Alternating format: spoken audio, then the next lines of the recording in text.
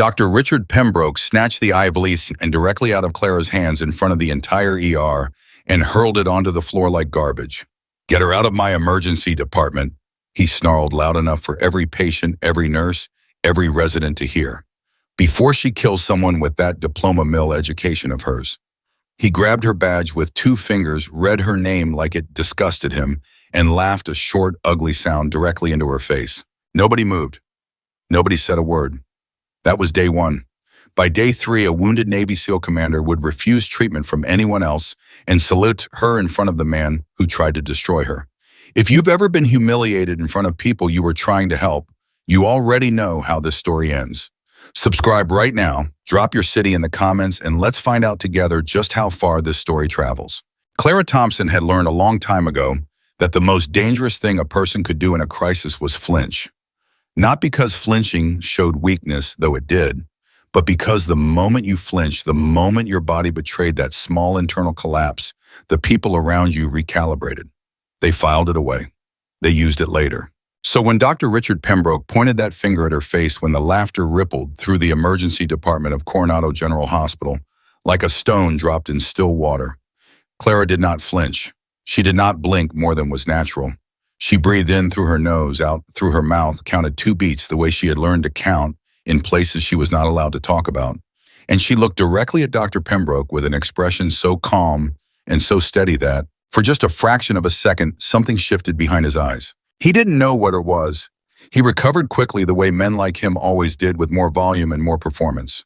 But that fraction of a second, Clara cataloged it. She tucked it away like a tool she might need later. "I'm Clara Thompson," she said. Her voice was even. Not small, not apologetic, not brittle with the effort of holding itself together.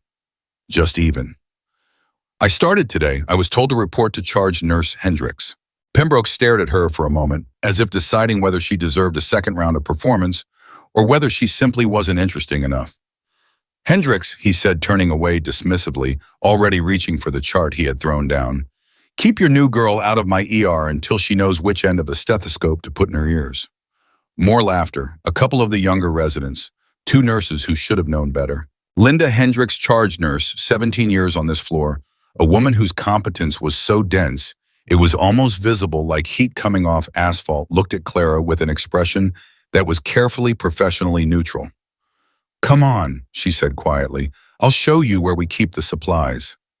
Clara followed her without looking back. She was 28 years old. She was 5'4" and built solidly with strong hands and the kind of posture that came not from vanity, but from years of kneading her body to do exactly what she told it to do. Her scrubs were new. She'd ordered them 2 weeks early, pressed them the night before because details mattered, and because she had learned that the way you showed up to a place told people something about how seriously you took being there. Her badge was clipped at her left breast pocket, her name laminated and clear. Clara Thompson, RN. She had 7 years of experience that no one in this hospital knew about. She intended to keep it that way. "Don't take it personally," Linda said, leading her down the corridor toward the supply room. Her voice was low, not unkind, but stripped of sentiment the way practical women strip things. "Pembroke does that to everyone new." "I know," Clara said. Linda glanced at her sideways. "You know, Waisham, I've met men like him before." Linda made a small sound, not quite a laugh, not quite agreement. She pushed open the supply room door. "Here's the linen closet. Blankets on the top shelf, gowns below. Gloves are in the cabinet on the right, sorted by size." She paused. "You're going to be doing a lot of this today. Stocking, restocking, running supplies to the rooms. I know that's not what they teach you in nursing school." "That's fine," Claire said. She looked around the room with the same methodical attention she brought to everything, not to memorize where the blankets were. Though she was doing that too, but to understand the logic of the space. Who organized it? Whether the organizational logic was good. Whether there were gaps. There were gaps. She didn't say anything about them yet. Linda watched her for a moment. "You have good hands," she said finally, not like a compliment, but like an observation. "Thank you. Where did you go to school?" Clara named the nursing program. It was a good program, legitimate and rigorous, and she had completed it 18 months ago, while doing other things simultaneously that she did not mention. Linda nodded slowly. "References check out," she said. "HR said you came with strong recommendations." I try to do good work. Linda gave her one more of those sideways looks, measuring not unkind, and then she handed Clara a stocking list on a clipboard and said, "Let's see what you're made of, Thompson." Clara took the clipboard. She began to work. For the first 2 hours, she stocked shelves, restocked supply carts, answered call lights in the rooms where she was permitted to answer them, and observed everything. This was not a passive activity.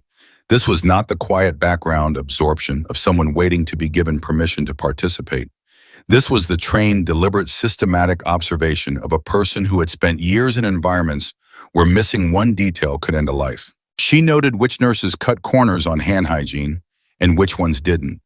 She noted which residents double-checked their orders and which ones signed off fast and moved on. She noted that Bayfor's crash cart had a monitor cable that was slightly kinked, not broken, not yet, but in a way that suggested it was going to fail at exactly the wrong moment if no one fixed it. She noted that the board listing patient assignments had 2 names crossed out and rewritten, suggesting a staff reshuffle, suggesting stress on the floor, suggesting someone had called out sick and no one had been replaced. She noted Dr. Pembroke. He made rounds through the ER with the confidence of a man who had not genuinely questioned his own judgment in many years. He spoke loudly. He dismissed nurses without looking at them. He corrected residents in front of patients, which was not teaching, it was theater. He moved through his domain with the certainty of someone who had confused being in charge with being right, and who had been surrounded long enough by people unwilling to challenge him that the distinction had stopped mattering to him. Clara had seen this before too, in different uniforms, in different buildings. The particular shape of a person who had been given authority without ever being truly tested by it. She filed it all away and continued stocking shelves. At 11:15, the ambulance bay doors opened and a gurney came through fast. The paramedics were talking over each other. 52-year-old male onset of severe abdominal pain, approximately 4 hours ago, pain scale 9 out of 10, guarding and rigidity on palpation, BP 90/60, and dropping temp 38.8. Clara was at the linen cart 10 feet away. She stopped what she was doing. Not visibly, she didn't drop the folded blanket she was holding or turn sharply in a way that would draw attention. But every part of her attention swung toward that gurney with the same quiet, absolute shift of a compass needle finding north. BP 90/60 and dropping, temp 38.8, guarding and rigidity, 4 hours of severe abdominal pain. That was not just appendicitis. That was a man whose body was beginning to lose the argument it was having with something that was trying to kill it. Pembroke arrived at the gurney the way he arrived everywhere, loudly with ownership. "What do we have?" The lead paramedic handed over the report. "Martin Cho, 52, abdominal pain, possible appendicitis." "Classic presentation," Pembroke said, already gesturing for the team to move the patient into Bay 2. "Get me a surgical consult. Let's get imaging going, probably looking at a straightforward appy." He said it with the confidence of a man closing a case file he hadn't fully opened. Clara set down the blanket. She moved closer, keeping to the perimeter of the activity, keeping herself in the category of background staff, doing background things, because she was new, and she had no standing, and she understood perfectly well that standing was something you built, not something you announced. She watched them transfer Martin Cho to the Bay 2 bed. She watched his color ashy with a gray undertone that went deeper than pain or fear. She watched how he held himself curled slightly, not the shifting restlessness of someone trying to find a comfortable position, but the rigid stillness of someone who had learned that not moving was the only thing making the pain manageable. She noted his respiratory rate fast shallow.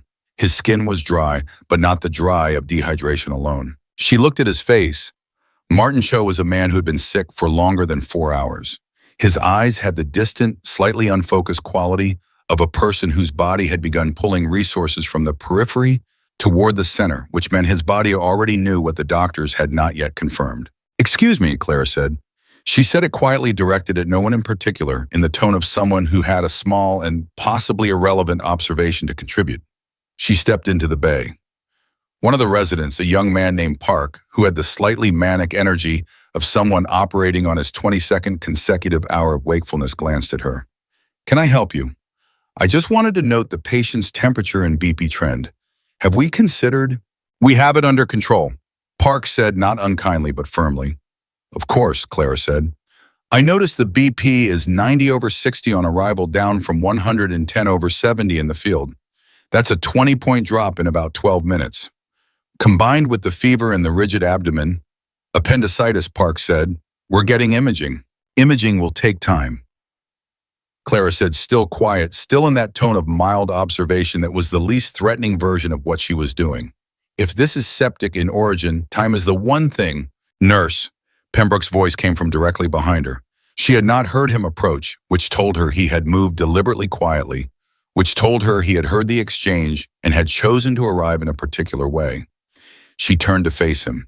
His expression was the expression of a man who found her presence in this bay so self-evidently wrong that he barely needed to address it. Did I invite you into this case? No, sir. Are you an attending physician? No, sir. Are you in fact a new nurse who has been on this floor for, he made a show of checking his watch, less than 3 hours? Yes, sir. Then I would like you, he said, each word precisely weighted, to return to whatever supply cart you came from and allow the actual medical professionals to do their work. He paused. Unless you'd like to explain to me exactly what about your presumably very impressive nursing school education qualifies you to second-guess my diagnosis. Clara looked at him for exactly 2 beats. The patient's presentation is consistent with early septic shock, she said. The BP trend, the temperature, the rigidity, the duration of symptoms. I could be wrong, but if I'm right and we wait for imaging before beginning fluid resuscitation and broad-spectrum antibiotics, his outcome changes significantly. The bay was very quiet. Park was looking between Clara and Pembroke with the frozen expression of someone watching 2 cars approach each other on the same road. Pembroke's face had done something complicated. The theatrical contempt had been replaced briefly by something colder and more precise. Are you done? He said. Yes, Clara said. I just wanted to make sure someone said it out loud. She stepped back out of the bay. She fully expected to be called into an office within the hour. She prepared herself for it the way she prepared for most things, by assuming it would happen, deciding in advance how she would handle it, and then not giving it any more mental space than it required. What she did not expect was what happened 20 minutes later. She was in the corridor outside Bay 2, technically restocking a supply cart, technically not watching the monitors visible through the bay window when she heard the alarm. The sepsis alert on Martin Cho's monitor screamed to life. His blood pressure had dropped to 80 over 50. His fever had spiked to 39.2. His heart rate was 118. She heard Pembroke's voice shift, not panic because he was too experienced and too controlled for panic, but a rapid recalibration, the verbal gear change of a physician who has just been told by objective data that his initial read was wrong. Get me a large bore IV, 2 of them. Let's start fluids, wide open. I want blood cultures before antibiotics. Get me the sepsis protocol. Clara leaned against the supply cart and breathed. She had been right. She took no pleasure in it. A man's body was currently in the middle of a systemic crisis that could have been interrupted 20 minutes earlier if the right questions had been asked. That was not a victory. That was a kick-em. She was still at the cart when Linda appeared beside him. The charge nurse said nothing for a moment. She just stood there watching the controlled chaos through the bay window. You saw it? Linda said finally. It was not a question. Yes. You said something. Yes. Linda was quiet for another moment. Pembroke is going to make your life difficult, she said. I know. You knew that before you said anything? Yes. Linda turned to look at her directly. Clara met her gaze. Something passed between them, not warmth exactly, but recognition. The particular recognition of one competent person by another, across the lines of hierarchy and experience, and all the institutional nonsense that usually prevented that kind of seeing. Finish the cart, Linda said, and then come find me. I'm going to put you in Bay 6 for the rest of the shift. Heavier cases. Clara nodded, thank you. Linda had already started walking. She called back over her shoulder without turning around. Don't thank me yet. Martin Cho survived. Clara was not in the room when his condition stabilized. She was in Bay 6 doing exactly what Linda had assigned her to do, which was monitoring a 67-year-old woman with a cardiac history whose presentation had been dismissed as anxiety by the intake physician, and who Clara had correctly identified through careful and methodical observation as experiencing an atypical MY. She had not announced it loudly. She had not confronted anyone in front of witnesses.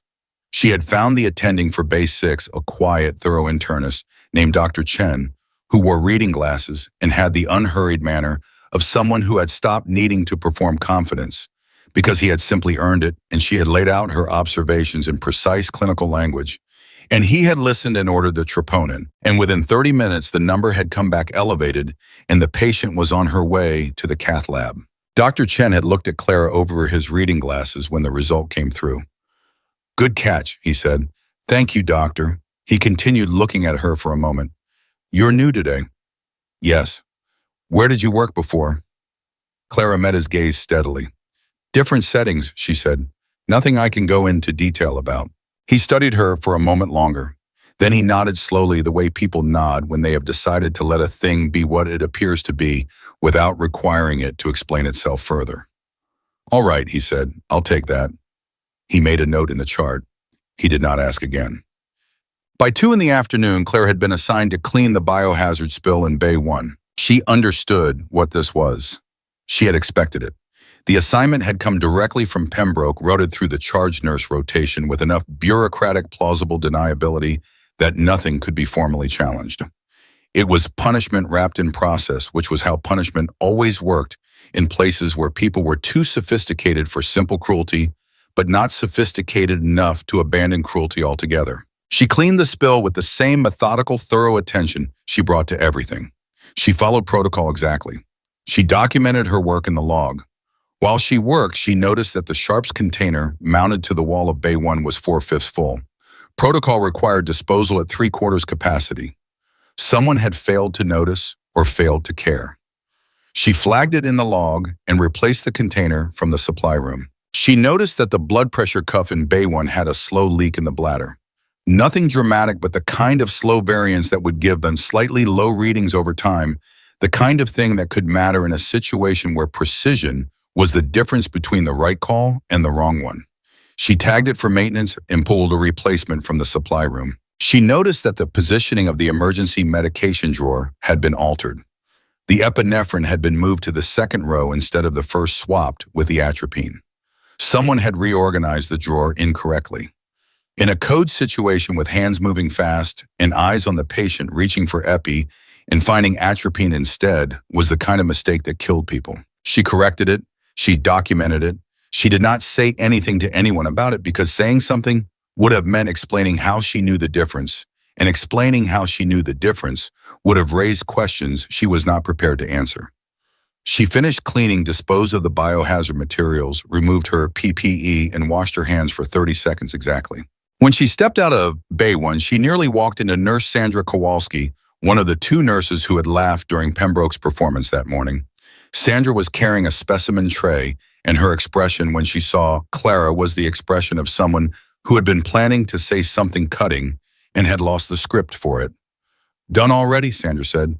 "All done," Clara said pleasantly. Sandra looked at her for a moment, then passed her at the bay. "Did you flag the sharps container and replaced it?"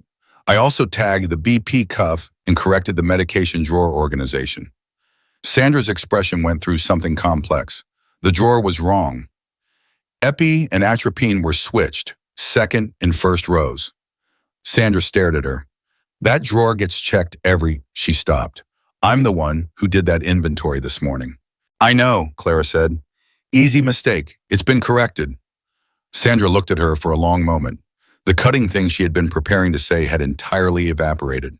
In its place was something less comfortable and less rehearsed, the beginning of a reckoning with the distance between the story she had been telling herself about this new nurse and the thing that was actually standing in front of her. "Thanks," Sandra said finally. The word came out slightly awkward, like a word said in a language she didn't speak fluently. "Of course," Clara said, and picked up her clipboard and walked back toward the nurse's station. At 4 in the afternoon, Claire was charting in the corner of the nurse's station when Pembroke appeared at the desk. He was not looking at her. He was looking at the board.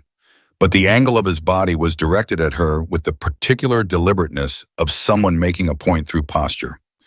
"Hendricks," he said, still looking at the board. "Where did you find this one?" Linda was at the computer 3 feet away. She did not look up. "Nursing registry, good references."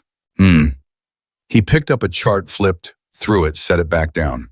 She'd tell you where she worked before, different settings. That's not an answer.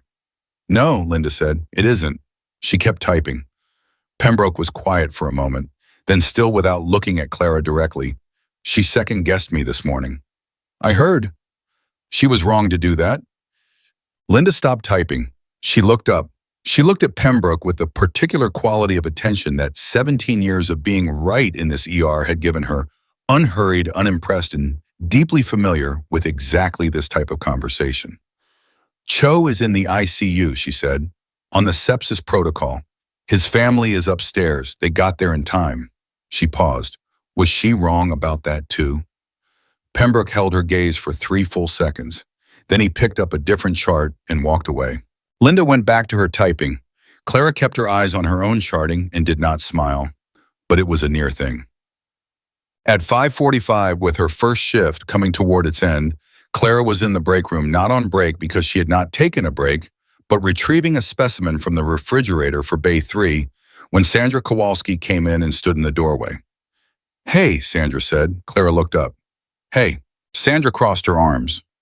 Uncrossed them. She was not a woman who was naturally comfortable with uncertainty, and what she was about to do was making her uncomfortable, and she was not bothering to hide it, which Clara found unexpectedly rather endearing. I've been doing this for 9 years, Sandra said. I've never swapped epi and atropine in a drawer. I believe you, Clara said. I don't know how it happened. It might have been someone else. You weren't the only one doing inventory today. Sandra looked at her. You could have made a thing of it. Why would I do that? Because I laughed this morning when Pembroke. She stopped. She was not a woman who apologized easily either, and she was trying to decide whether this counted as an apology or as a statement of fact that was adjacent to one. I laughed, she said again. Yes, Clara said. You did. That wasn't... Sandra stopped again, started over. It wasn't about you specifically. It's just how it works around here. When someone new comes in, Pembroke. I know how it works, Clara said. Not coldly, not generously, just with the flat accuracy of a person who had been in enough places to recognize the dynamics of a closed system performing its own rituals. Sandra looked at her for a long moment.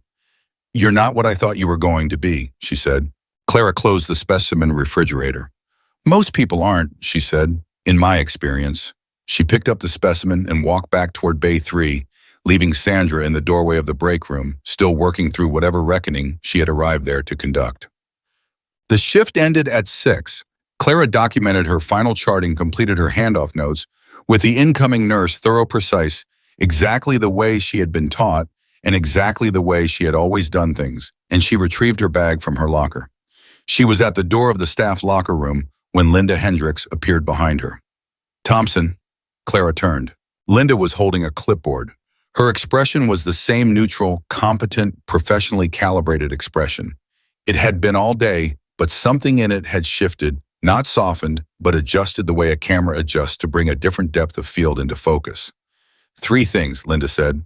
First, you caught 2 things today that could have been bad. Cho and the woman in 6. That's not nothing.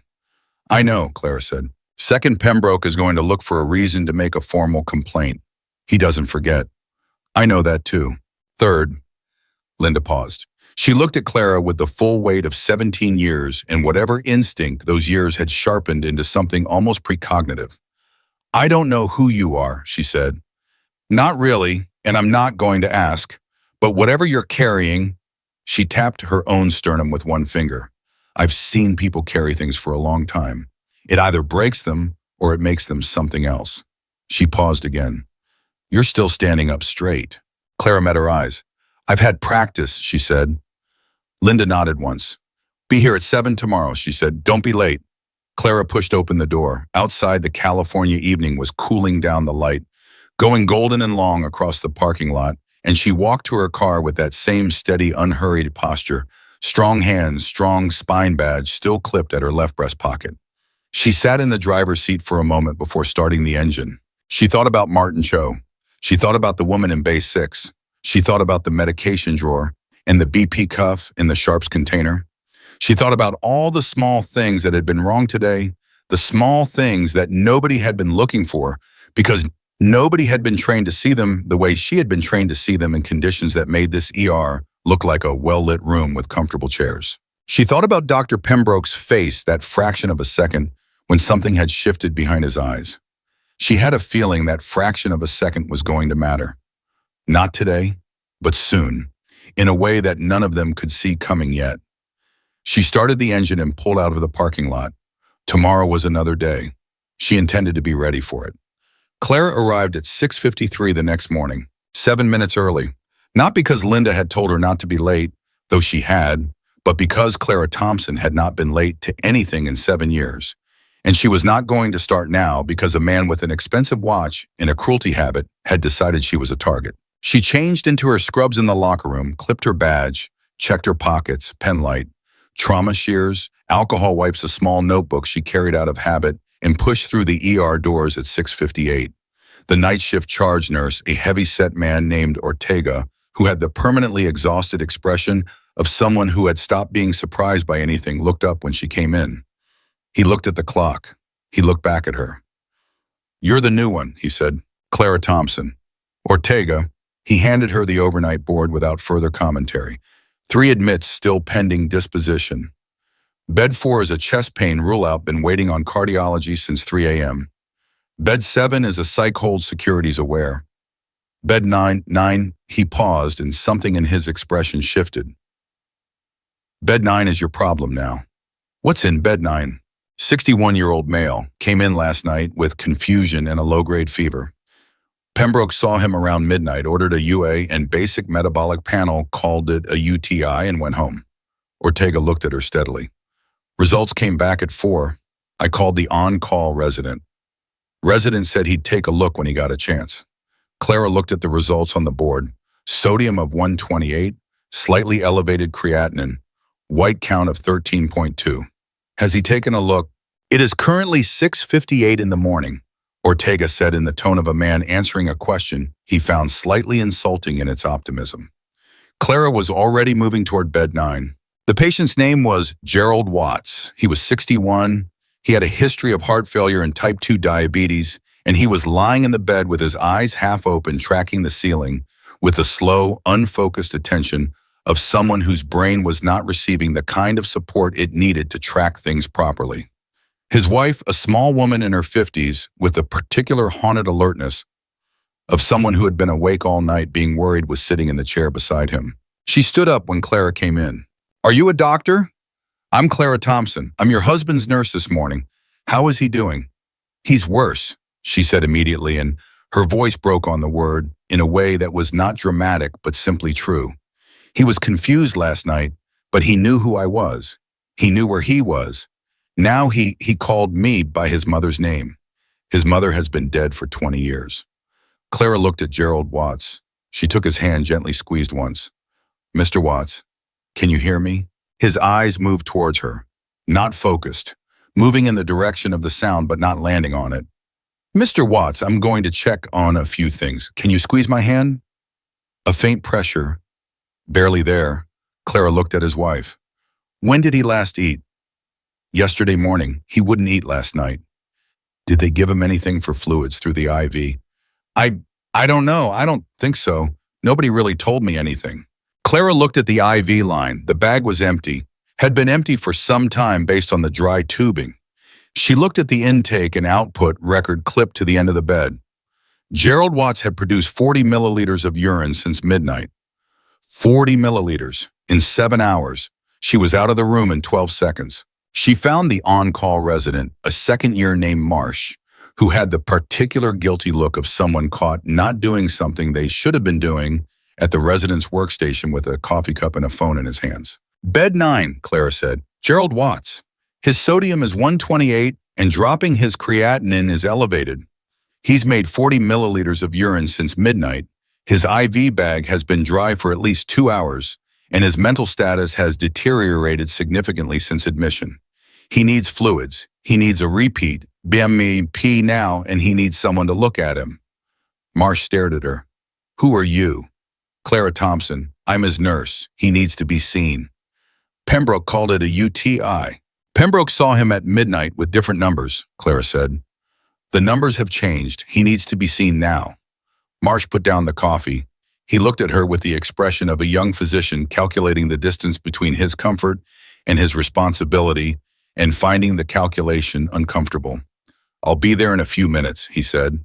"I need you there now," Clara said. She said it without raising her voice, without aggression, with the particular quality of absolute seriousness that left no room for negotiation. "His mental status is deteriorating. That is a time-sensitive situation." Marsh stood up. They were at bed 9 in 90 seconds. Clara watched Marsh examine Gerald Watts. She watched his face change as the clinical picture assembled itself in front of him, the way a young physician's face changes when what they are seeing stops being an academic exercise and becomes a person who is in actual danger right now. "How long has his bag been dry?" Marsh said. "I don't know exactly, at least 2 hours based on the tubing.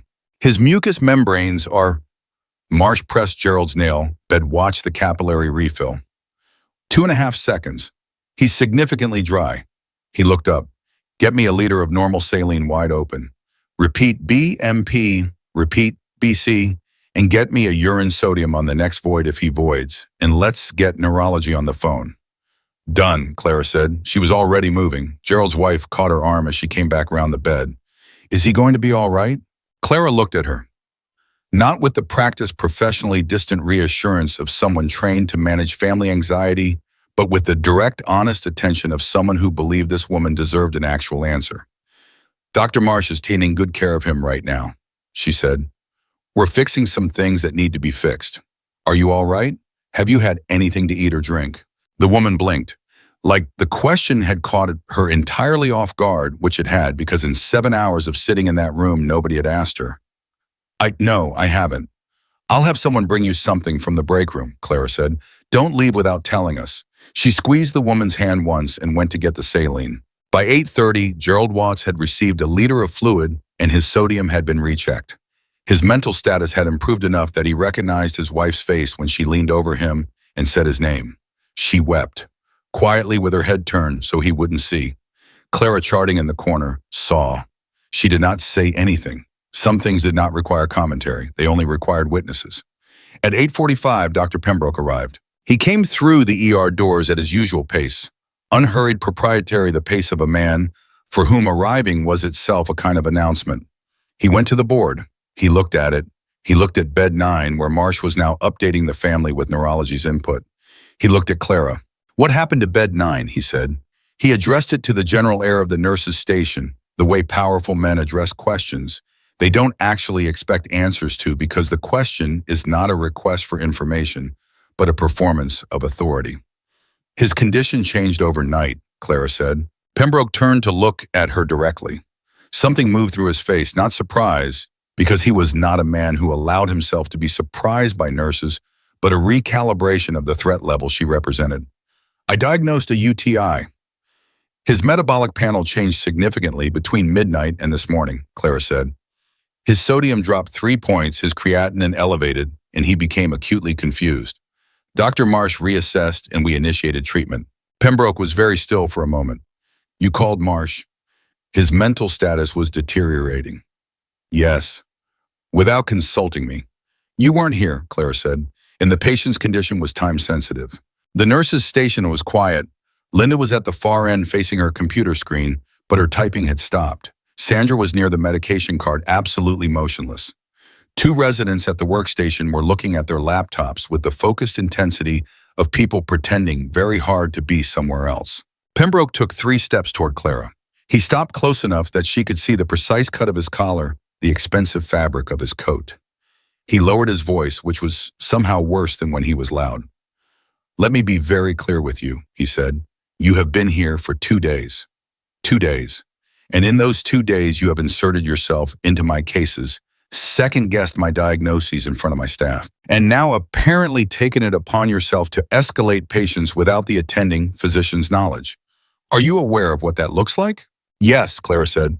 "Are you aware of what the consequences of that behavior are for a nurse in her probationary period?" "Yes," Clara said again. "Then explain to me," he said, his voice dropping another register, "why you keep doing it." Clara looked at him, steady, unhurried. Because the patients are still here when you leave, she said, and someone has to watch them. The silence that followed was the kind that had weight to it. Pembroke stared at her for a long moment.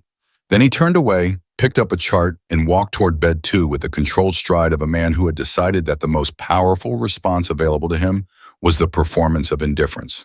Linda started typing again. Sandra exhaled. Clara went back to her charting. But her hand underneath the counter where no one could see, it was pressed flat against the surface. Pressing down, grounding herself in the physical reality of the solid thing beneath her palm.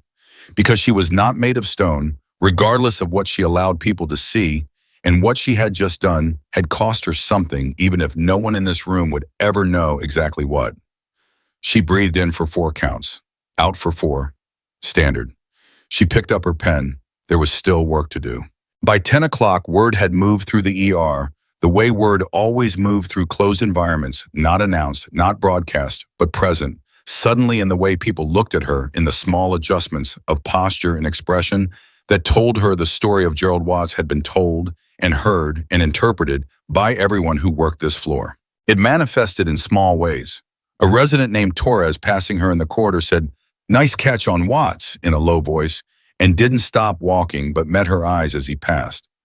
Sandra appeared at her elbow during a medication run and said without preamble, "The crash cart in Bay 4, the monitor cable is kinked.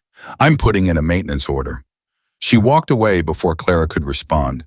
Linda stopped beside her at 11 and said, "Pembroke called the nursing supervisor this morning." Clara looked up from her charting. "What did he say?" "That you're insubordinate and a danger to patient care." Linda's expression was neutral. "Supervisor is Deborah Mills. She called me for my assessment." "What did you tell her?" "I told her you caught a UTI misdiagnosis and a deteriorating post-admit in your first 24 hours, and that both patients are alive and improving." She paused. "I also told her you follow our proper escalation channels through the on-call resident, which you did." "Will that be enough?" Linda looked at her for a long moment. "It should be," she said. "Whether it is depends on how hard Pembroke pushes." She paused again. "He pushed hard once before. About 4 years ago, there was a good nurse experienced, who challenged him on a case. He documented it, pursued it formally, and she was gone within a month." Clara absorbed this. "What happened to the patient she challenged him on?" Linda's jaw tightened slightly. "He died," she said, 3 days after she left, pulmonary embolism. The kind that could have been caught earlier if someone had ordered the right imaging. Clara said nothing. "I'm not telling you this to frighten you," Linda said. "I know. I'm telling you because you need to understand what you're dealing with." "I already understood," Clara said. Linda nodded slowly. "I know you did," she said. "That's what worries me." She walked away. At 12:15, Clara was assigned to assist with a procedure in Bay 3. She was not assigned by Linda.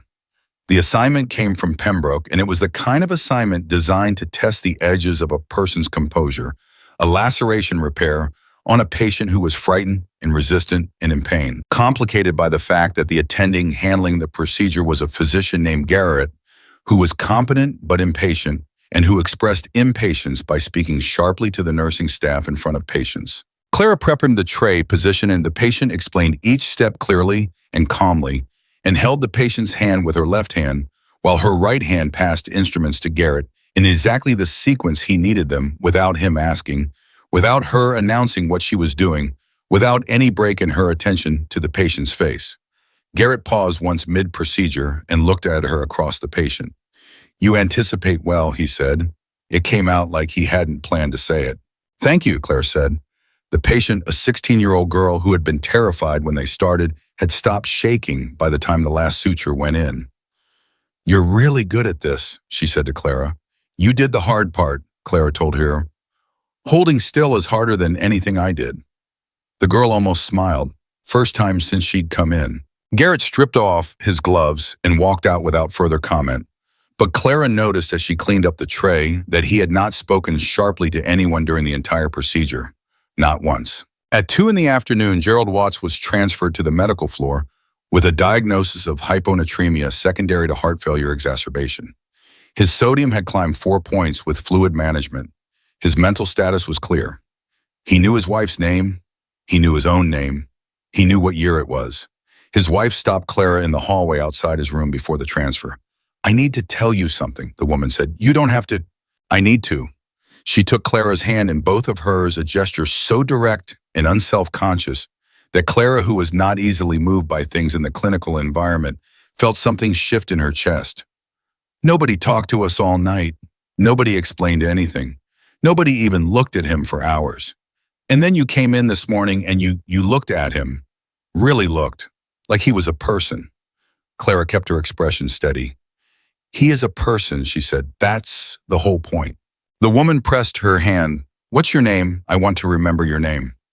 "Clara Thompson." "I'm going to write that down," the woman said. "Clara Thompson." She said it like she was committing it to memory. Clara watched the transport team wheel Gerald Watts down the corridor. She watched his wife walk beside the gurney, her hand resting on the railing close enough to touch him. She turned back to the ER. She had 3 hours left on her shift. At 3:40, Pembroke appeared at the nurse's station with a sheet of paper in his hand and a particular quality of deliberateness in his stride that told Clara before he said a single word that whatever was on that paper was meant for her. "Thompson," he said. She turned. He held out the paper. "Performance documentation, first formal notation." She took it, read it without visible reaction. It cited her for failure to follow chain of command, unsanctioned patient escalation, and creating a disruptive work environment. 3 sentences, 2 days of work. She looked up from the paper. "I'd like a copy for my records." "You'll receive one through HR," Pembroke said. "This is your notification that a second notation will result in a formal review. A third will result in termination during your probationary period." He paused. "Are we clear?" "Yes," Clara said. "Good." He held her gaze for exactly 1 second longer than necessary, the extra second that was not information, but dominance, and then he turned and walked away. Linda appeared at Clara's left shoulder. She looked at the paper in Clara's hand. She said nothing. "It's fine," Clara said. "It's not fine," Linda said quietly. "It's the beginning of a pattern, and you know it." "I know." Clara folded the paper carefully, precisely, and slid it into her scrub pocket. "I also know what I'm going to do about it." "And what's that? Keep doing my job," Clara said. "Correctly, every time, and document everything." Linda looked at her for a long moment. "That's not always enough," she said. "No," Clara agreed, "but it's the right start." At 5:15, with 45 minutes left in her shift, the ambulance radio crackled. Clara was at the medication cart, and the sound of the incoming transmission moved through the ER the way those sounds always moved, cutting through the ambient noise, pulling heads up, shifting the energy of the room in the particular way that the arrival of something serious always did. The paramedic's voice was clipped professional, and underneath the professional surface, there was something else, a tightness, a careful, deliberate control that Clara recognized as the voice of someone who had seen something that required that control to describe calmly. "Coronado General, this is Medic 7, ETA 4 minutes. We have a male patient, mid-40s, multiple trauma from a vehicle impact. Mechanism is a high-speed hit and run. Patient is conscious and alert. 2 large bore IVs established in the field. BP 94 over 62, heart rate 110 respirations, 24 and labored, GCS 14. Patient has a right-sided chest wall injury, decreased breath sounds on the right, and he is asking us not to contact his family." That last detail. Clara stopped what she was doing, not because trauma patients didn't make unusual requests, they did for all kinds of reasons, but because of the combination. Mid-40s male conscious despite significant mechanism, BP holding but not comfortably labored respirations, and decreased right-sided breath sounds, and the deliberate specific instruction not to contact family. Not "please don't scare them yet." Not "let me call them myself." Just "do not contact my family." That was not a request born of shock. That was a request born of training. "Who's taking the trauma?" Clara said. Garrett, who had come out of Bay 3 when the radio crackled, looked at the board. "Pembroke's up." Pembroke across the ER was already pulling on a fresh pair of gloves. He looked at Clara with the expression of someone confirming what they already knew. "Thompson, you're not on this one." Clara nodded, said nothing. The ambulance bay doors opened. The gurney came through fast, and Clara, standing at the medication cart, technically occupied with something entirely unrelated, saw him immediately. He was broad across the shoulders in the way that was not gym-built but functional. the kind of physical development that came from years of specific and demanding use. His face, despite the pain that was clearly significant, held a quality of controlled assessment, his eyes moving through the room in the fast cataloging sweep of someone trained to understand a new environment in seconds. Despite the oxygen mask, despite the IVs, despite the visible injury, he was reading the room. He caught her eye for exactly 1 second as gurney passed. Clara looked back at her medication cart. She heard Pembroke's voice take command of the bay. She heard the ordered sequence of a trauma assessment beginning. She counted respirations under her breath habit, automatic, and the number she arrived at was not a comfortable number. She heard Pembroke say, "Probable rib fractures, let's get imaging." She heard something else, a quality in the trauma patient's breathing. She couldn't see him now. The bay curtain had been drawn, a quality that had changed in the 60 seconds since she'd heard the radio transmission. A subtle shift in the sound of someone's respiratory effort that she had heard before in conditions that had taught her very quickly that subtle shifts were the only warning you got before things stopped being subtle. She set down the medication she was holding. She walked to the nurse's station. She picked up the bay phone. She called respiratory therapy because she had a standing authority to call respiratory therapy as a nursing action, and no one could formally document that as a violation of chain of command. She told them a possible pulmonary compromise case had come in and asked if someone could be on standby near Bay 1. She hung up. She went back to her medication cart. And she waited with the particular quality of readiness she had spent years cultivating. Not tense, not anticipatory in the way that burned energy, but simply present, completely present, available for whatever the next 60 seconds was going to require of her. Because something in the sound of that man's breathing told her the next 60 seconds was going to require a great deal. She was not wrong. It did something worse. It changed pitch, a low, insistent shift in tone that every experienced ER nurse recognized before their conscious mind had time to process why. It was the sound of a number crossing a threshold, the sound of a body running out of time to negotiate with itself. Clara heard it from 12 feet away. She was already moving before the second alarm cycle completed. The bay curtain was still drawn. She pushed through it without announcing herself, without asking permission. Because there are moments in medicine when the question of permission becomes irrelevant in the face of what is actually happening. And this was one of those moments. What she saw confirmed everything she had heard in his breathing 60 seconds ago. Commander David Reynolds, she did not know his name, yet she would learn it later, was sitting up against the gurney at an angle that was not chosen for comfort, but for survival. His right hand was pressed against his lower chest. His oxygen mask had fogged unevenly.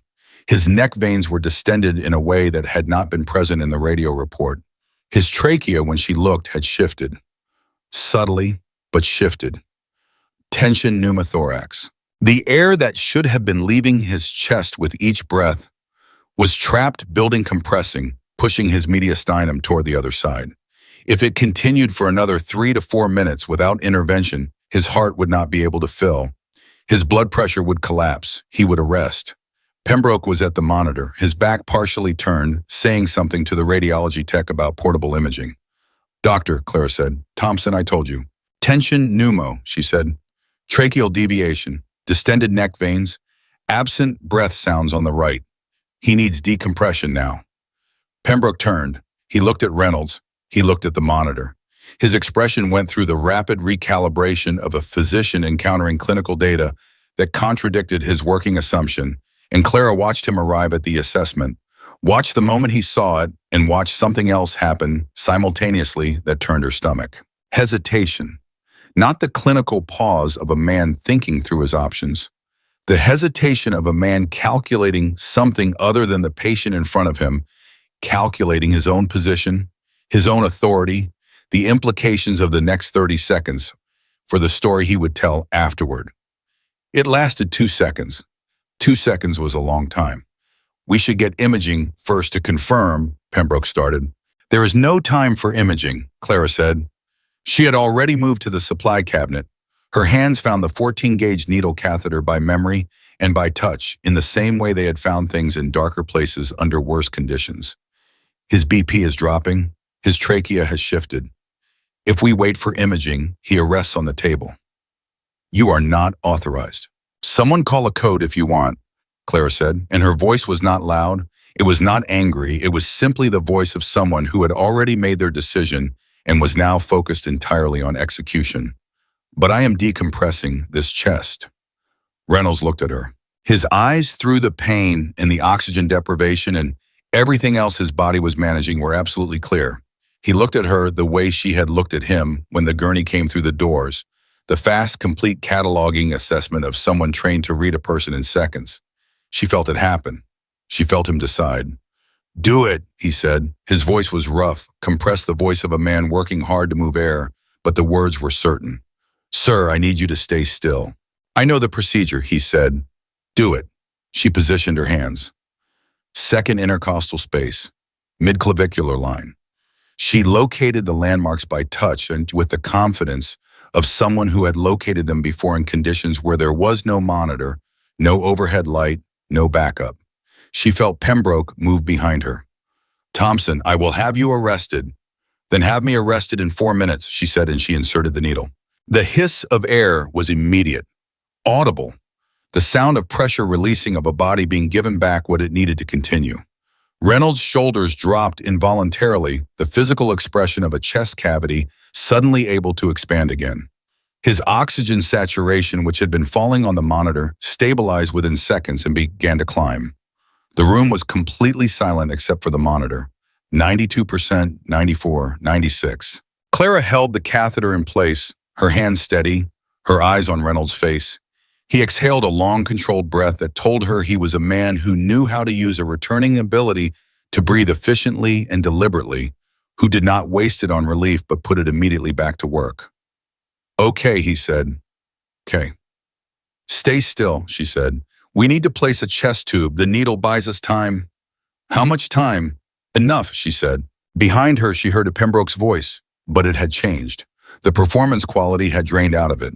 What was left was the voice of a physician who had just watched a patient's saturation recover from a potentially fatal process, and who was now doing the arithmetic of what that meant for the next 30 minutes of documentation. "Get respiratory in here," he said. "Get thoracic surgery on the phone." And somebody call. "Respiratory is already on standby," Clara said without turning around. "I called them 8 minutes ago." Another silence. She heard Garrett's voice from outside the curtain. "What do you need?" "Chest tube tray," Clara said. "Size 28 French, and I need someone to hold this catheter position while I prep." Garrett was inside the curtain in seconds. He looked at the monitor. He looked at Reynolds. He looked at Clara's hand on the needle. He did not say anything for a moment, and then he said, "Good placement." "Thank you," Clara said. "Can you hold here?" "I've got it." She stepped back. She prepped the tray with the speed and economy of someone for whom preparation was not a preliminary activity, but part of the procedure itself.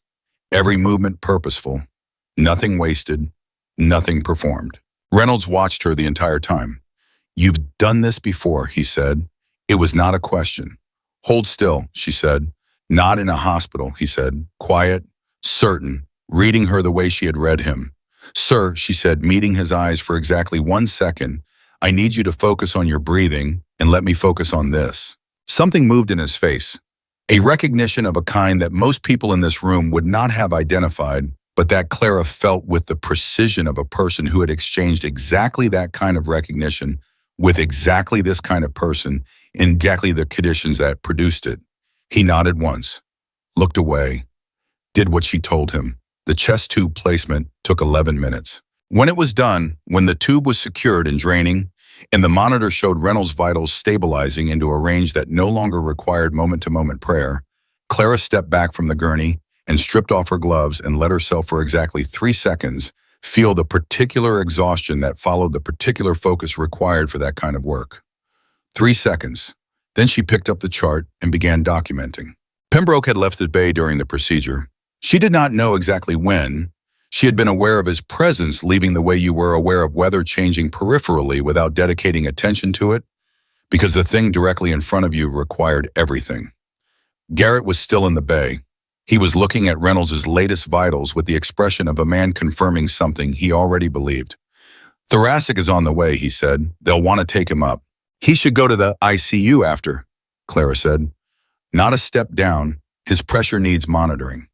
"Agreed." Garrett looked at her. You want to tell me how you called respiratory 8 minutes before this developed?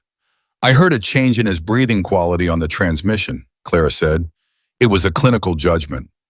That was a very specific clinical judgment for a change you heard over a radio. I have good ears, Clara said. Garrett looked at her for a long moment, and she could see him deciding the same decision Dr. Chen had made 2 days ago. The same decision Linda had made, the same decision that several people in this hospital had now made when they encountered the gap between what Clara appeared to be and what she demonstrably was. He decided as they all had to let it be what it appeared to be and not require it to explain itself. All right, he said. He looked at Reynolds. I'll call you if Thoracic has questions. He left. Reynolds and Clara were alone in the bay. He was watching the ceiling. His breathing was easier now, genuinely easier, the labored quality gone replaced by the slightly deliberate but sustainable breathing of someone managing pain rather than fighting for air. After a moment, he said, "What's your name?" "Clara Thompson." "How long have you been here, Clara Thompson?" 2 days. He turned his head to look at her. The expression on his face was difficult to describe. It was not surprise exactly, but a deepening of the assessment he had been conducting since the moment she entered the bay. 2 days, he said. "Yes." "And the attending physician told you to leave?" "Yes." "And you stayed?" "Yes." He was quiet for a moment. "Why?" Clara stopped writing and looked at him directly. "Because you were going to die if I didn't," she said simply, "and I don't accept that as an outcome when I have the means to prevent it." Reynolds looked at her for a long time. Something in his face settled a decision, made a position taken, the kind of internal resolution that showed on a person's face only if you knew what to look for. "Okay," he said. "Okay, Clara Thompson." It was the second time he had said okay to her. The first time it had meant his body was still in the fight. This time it meant something else, and they both knew it, and neither of them named it.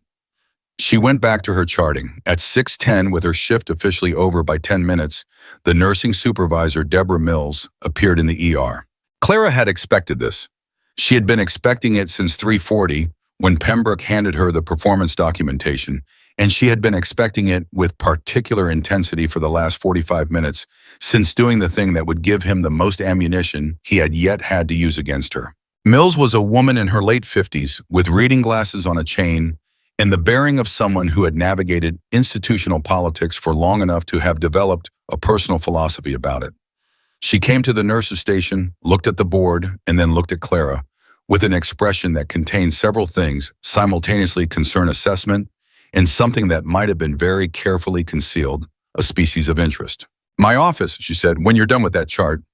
5 minutes, Clara said. Mills nodded and went to wait. Linda appeared at Clara's shoulder the moment Mills turned away. "I'll come with you," she said. "You don't have to." "I know I don't have to." Linda's voice was flat and firm, the voice of someone who had made a decision and was not interested in discussing it. "I'm coming." Clara finished the chart. She documented the needle decompression, the chest tube placement, the clinical indicators she had observed, the timeline of her decision-making, every step of the procedure and its outcomes.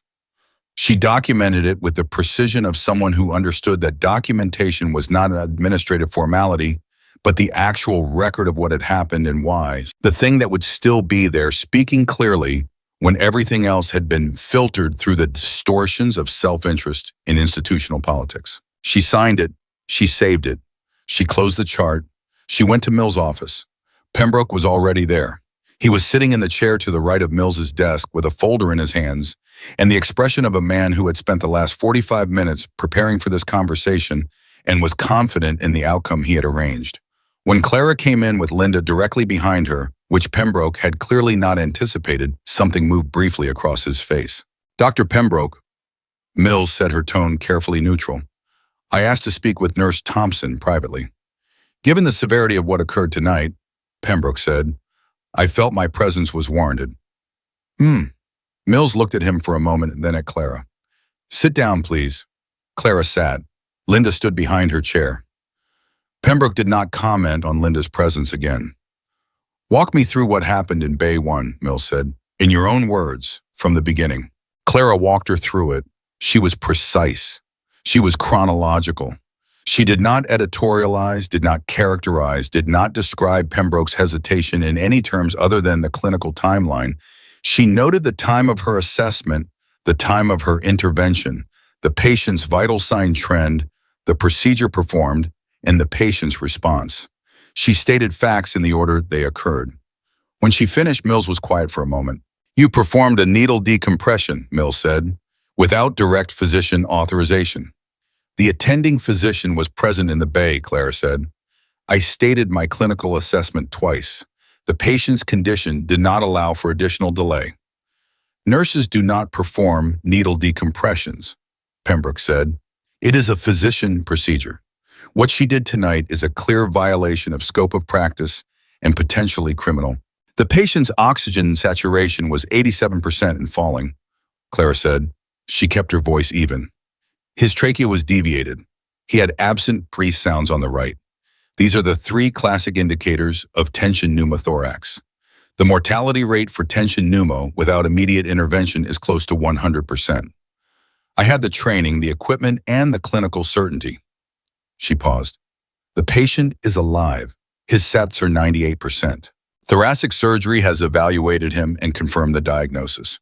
Mills looked at the folder on her desk. She had clearly already seen the chart.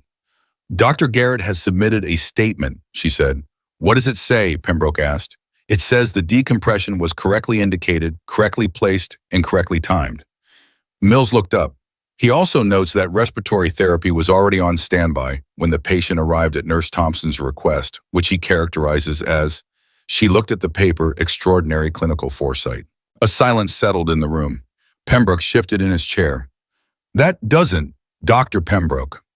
Mills took off her reading glasses. She did it slowly, deliberately, the gesture of a woman taking the temperature of a conversation and deciding what to do with the reading. "I'm going to need you to step out for a few minutes." "Deborah, Richard." Her voice had not raised. It had done the opposite. It had gotten quieter and more precise in the way that authority does when it stops performing and starts being. "Step out." Pembroke stood. He looked at Clara once, a look that contained a promise of future consequences, detailed, impersonal, and he left. The door closed. Mills looked at Clara for a long moment. Then she said, "Who are you?" Clara met her gaze. "Clara Thompson, registered nurse." "That's your name. That's not what I asked." Clara said nothing. Mills put her reading glasses back on. She opened the folder on her desk. "Your application listed 3 nursing positions prior to this one, all in clinical settings outside of traditional hospital environments. All with references that checked out, though the background check noted 2 years between your most recent listed position and this application with no listed employment." She looked up. "That's a gap." "Yes," Clara said. "You declined to explain it in your interview. The interviewer noted that you cited personal circumstances and that you were—" Mills looked at the paper, convincing. "I was truthful," Clara said. "Were you?" Mills studied her. "The needle decompression you performed tonight, the positioning, the technique, the speed. Dr. Garrett noted in his statement that you performed it with, and I'm quoting, the kind of procedural confidence that takes years of repetition to develop." She paused. "Where did you develop it?" Clara looked at her steadily. "I've worked in settings where certain skills were necessary," she said. "I'm not able to go into more detail than that." Mills held her sinews for a long time. The clock on her wall marked 10 seconds. 15. 20. Then she closed the folder. "The patient's name," she said quietly, "is Commander David Reynolds. He is an active duty Navy SEAL." She paused. "Thoracic surgery just called me. Before they took him up, he asked specifically for your name. He asked that you be his primary nurse for the duration of his hospitalization." Clara absorbed this without visible reaction. "He also said something else," Mills continued. Her voice had shifted slightly, not softer, but more careful. "He said, and I quote, 'I've had Navy corpsmen with less skill. Find out who trained her because wherever that was, it was real.'" The room was quiet. Linda behind Clara had not moved, had not made a sound. But Clara could feel the quality of her stillness. "Pembroke is going to file a formal complaint," Mills said. "Scope of practice violation. I can't stop him from filing it.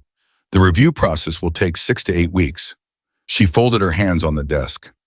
"During that review period, you are technically on modified duty, which means I am supposed to limit your patient contact."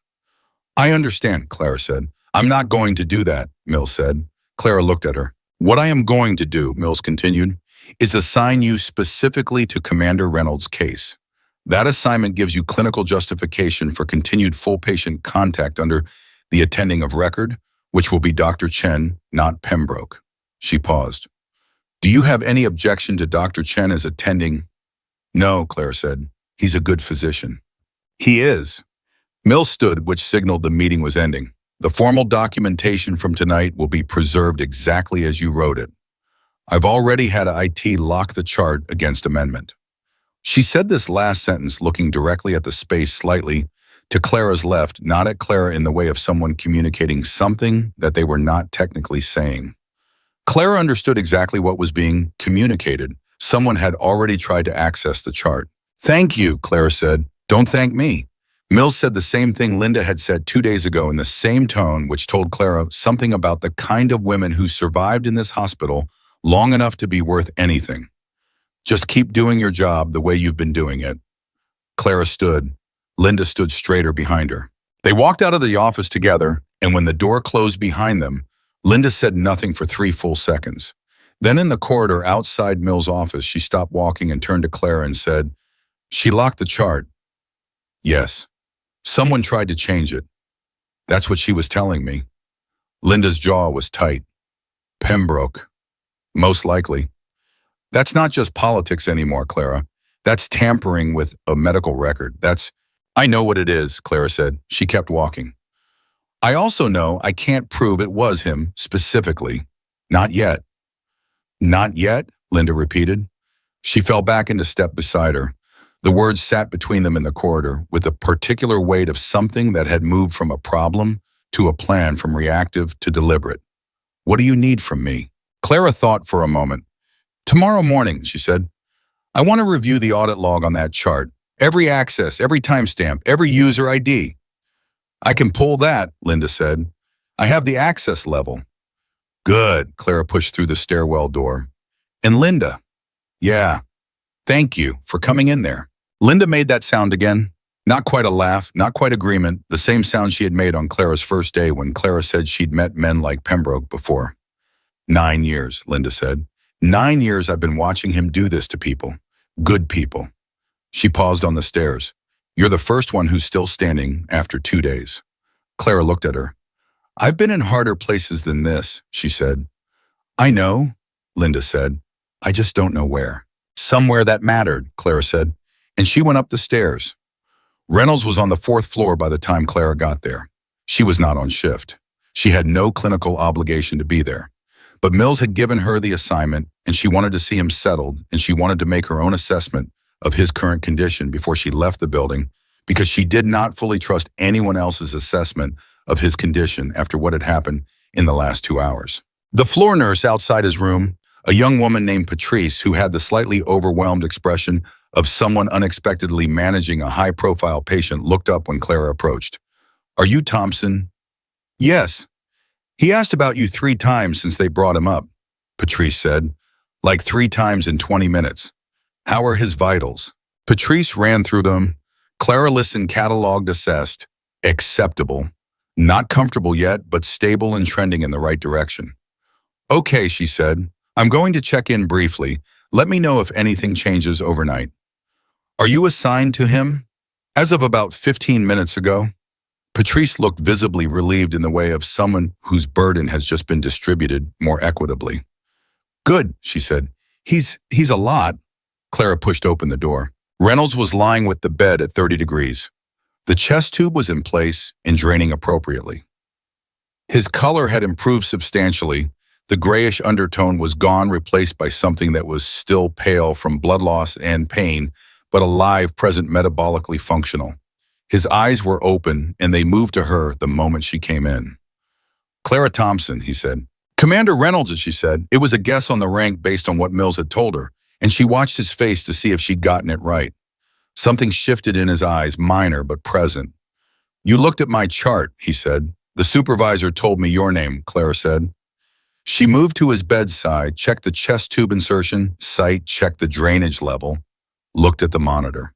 "How's the pain?" "Manageable," he said, which almost certainly meant significant, because men like him recalibrated the word manageable in ways that would constitute an emergency for most people.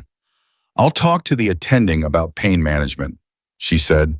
I need to stay clear. I know, she said. We can work within that. She made a note. Is there someone I should contact, family? No, he said. Immediate. Flat. Okay, she said, and she did not push it because she had heard the particular quality in that single syllable, and she knew that it was not the refusal of a man who had no one but the refusal of a man who was protecting someone. Okay, she finished her assessment. She was about to go when he spoke again.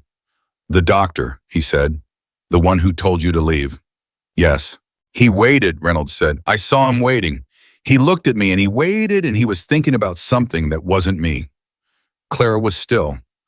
I've been in situations, Reynolds said carefully, where someone with authority waited when they should have moved.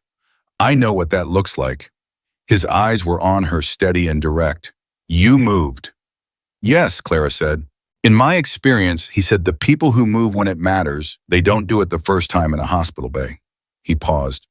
They've done it before, in a place where not moving meant someone didn't go home. The room was very quiet. Clara looked at him for a moment. She thought about what she was permitted to say and what she was not permitted to say in the considerable space between those two territories. Then she said, get some rest, Commander. I'll be back at 7. She walked to the door. Thompson? She stopped, did not turn. Whatever you're not telling me, he said, you don't have to. I already know enough. She stood in the doorway for exactly 2 seconds. Then she walked out and pulled the door quietly closed behind her and went down the corridor toward the elevator. Her hands were steady. Her mind was already on tomorrow, on the chart audit log on Pembroke, on the formal complaint, on the 6 to 8 weeks of review, on every piece of documentation she had produced in 2 days, and every piece she was going to produce going forward, building the record of what she was and what she did with the same methodical precision she brought to everything. She pressed the elevator button. Behind her down the corridor, Reynolds' monitor kept its steady, regular beat. She listened to it for exactly 1 second. Then the elevator doors opened, and she stepped in, and she went home to get ready to do it all again tomorrow. She did not sleep well. This was not unusual.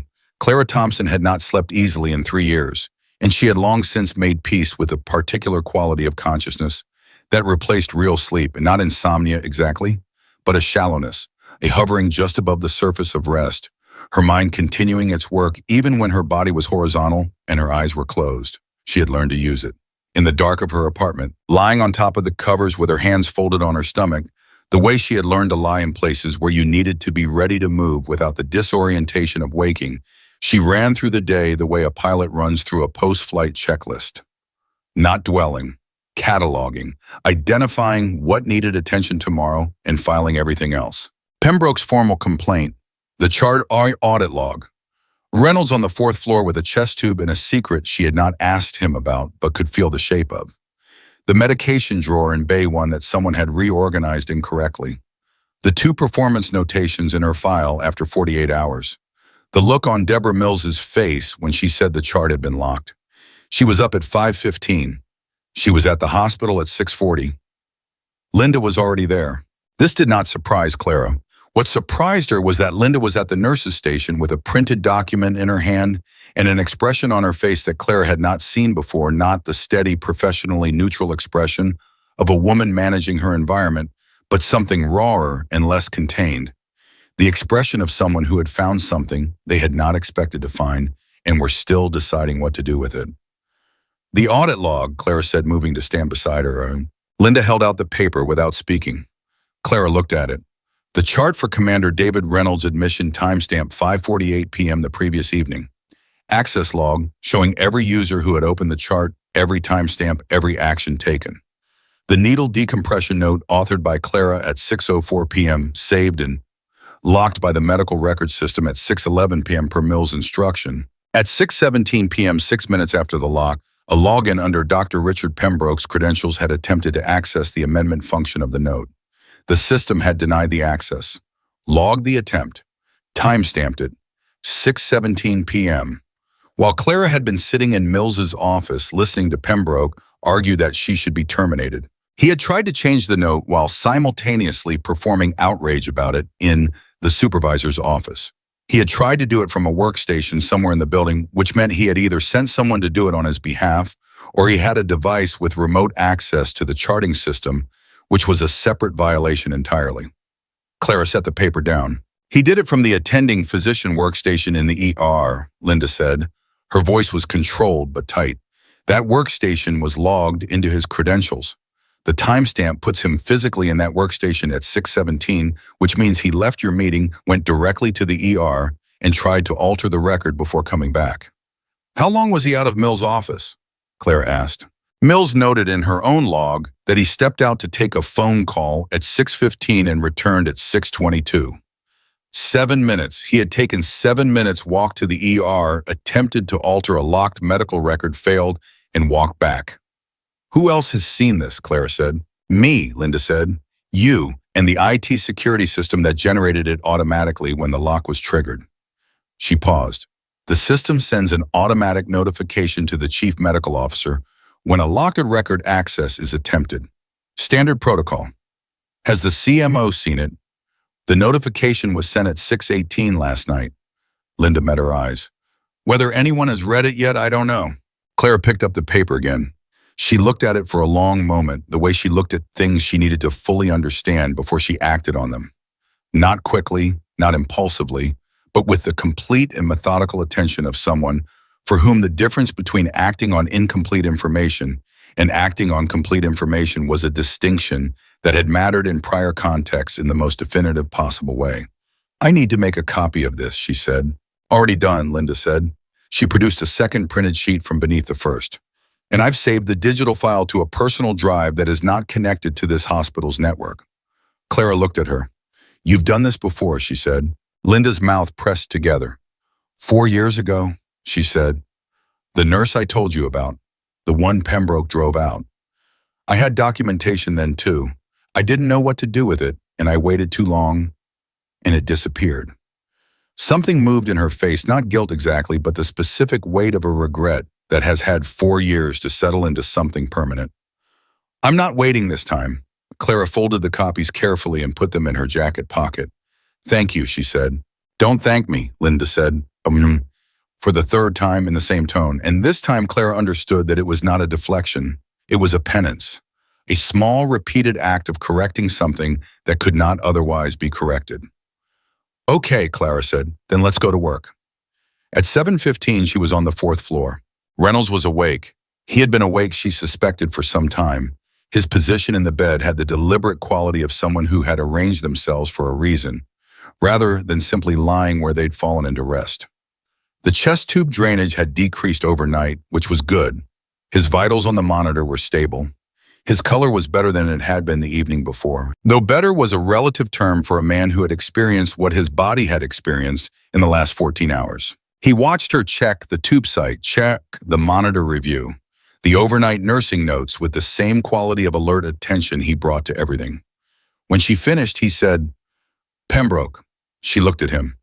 He came up here last night, Reynolds said. Around 9. He said he was checking on my care. His eyes were steady on her face. He asked me what I remembered about the procedure. Clara was very still. What did you tell him? I told him I remembered everything, Reynolds said, clearly, in detail, and that I had already given a statement to the nursing supervisor. He paused. He left fairly quickly after that. Did he say anything else? Reynolds looked at her for a moment. He said that the nurse who treated me had exceeded her scope of practice and that the hospital was conducting a review. His jaw tightened slightly. He said it with a particular tone that was meant to make me uncertain about the quality of care I had received. Did it? No, Reynolds said. I know what saved my life last night. I have a fairly clear understanding of the physiological process involved and what the intervention timeline meant. He looked at the window. I also know what it looks like when someone is trying to rewrite a story that didn't go the way they wanted. Clara said nothing. I've been in enough post-incident reviews, he said quietly, to recognize the shape of one. She made a note in his chart. Clinical note, vital signs drainage assessment, pain level patient affect. She documented Pembroke's visit, time-stated purpose patient's account of the conversation with the same flat precision. She documented everything. Facts, timeline, no characterization. Reynolds watched her write. You document everything, he said. Yes. That's a particular habit, he said.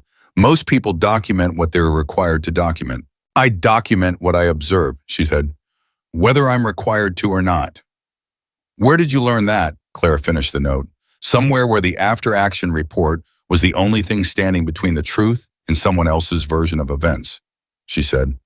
Reynolds was quiet for a moment, then carefully yawned me. How long were you in Hayans? She looked at him. She held his gaze for exactly 3 seconds, in which they both understood precisely what question had been asked and precisely why she was not going to answer it. Then she said, your drainage is at a good level. I'm going to talk to Dr. Chen about the chest tube timeline, possibly another 12 to 18 hours. Reynolds nodded slowly. Let it go. Okay, he said. Third time he'd said that word to her. Each time it meant something different. At 8:30, she was paged to the nursing supervisor's office. This time Pembroke was not there. Dr. Chen was. Mills was at her desk with her reading glasses on and a different folder in front of her, thicker than yesterday's. Also present, and this was the part that made Clara recalibrate the temperature of the room the moment she walked in, was a man she did not recognize. Mid-50s civilian clothes, the particular posture and stillness of someone for whom civilian clothes were a recent and slightly uncomfortable choice. He was sitting in the far chair, and he did not stand when she entered, which was either rudeness or a professional habit of remaining physically settled in uncertain situations. She recognized the habit. Clara, Mills said, sit down, please. This is Mr. Harlan. He's here in a liaison capacity. Liaison for whom? Clara said. She sat. That's a little complicated, Harlan said.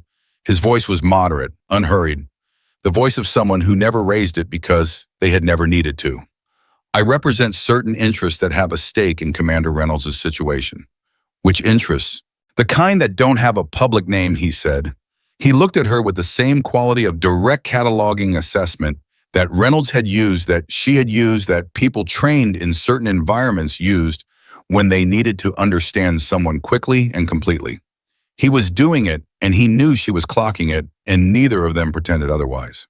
You're Clara Thompson, he said. Registered nurse, Coronado General Hospital, 2 days on the job. Yes. And before that, personal circumstances, she said. The same answer she had given in the interview. The same answer she gave everyone. Harlan looked at her for a moment. Then he looked at Mills. Could we have a few minutes? Dr. Chen shifted in his chair. I'd like to stay, he said mildly, as the attending on record. Harlan considered this. All right, he said. He looked back at Clara. Commander Reynolds made a request this morning, formal request in writing, routed through his chain of command. He reached into the folder he had brought and removed a single sheet of paper which he placed on the desk facing Clara. He's requesting that you be designated as his primary medical contact for the duration of his hospitalization and any subsequent care. Clara looked at the paper. It was on official letterhead, signed time-stamped at 0700 that morning. Reynolds had filed it at 7 a.m., which meant he had asked someone to bring him the paperwork before she had even arrived at the hospital. That's an unusual request, Mills said carefully. Commander Reynolds is in an unusual situation, Harlan said. The vehicle incident last night was not random. He said it flatly without drama, the way people in certain professions stated things that would have been dramatic in any other context. We are treating it as a targeted event, which means his medical situation intersects with an active security situation, which means the people involved in his care need to be, he paused, choosing the word precisely, reliable. The room was quiet. Are you asking me to verify that I'm reliable? Clara said. I'm asking if you have any objection to a background check, Harlan said. An expedited one. I've already had a background check, Clara said, for this position. A different kind, Harlan said. Clara looked at him for a long moment. She thought about the things in her history that a different kind of background check would find and the things it would not find because they were in files that did not officially exist, and the things it might find in those files depending on who was running the check and what clearances they held. How long, she said. We have some information already, Harlan said. The check would be a formality. Something in the way he said that last sentence told her the check was not a formality at all. It told her he had already run something and was here because of what it had returned, and that this meeting was not about verifying her reliability, but about establishing whether she was willing to be brought into a different layer of what was happening. What does Commander Reynolds know about what you found? She asked. Harlan looked at her steadily. He's the one who asked us to look, he said.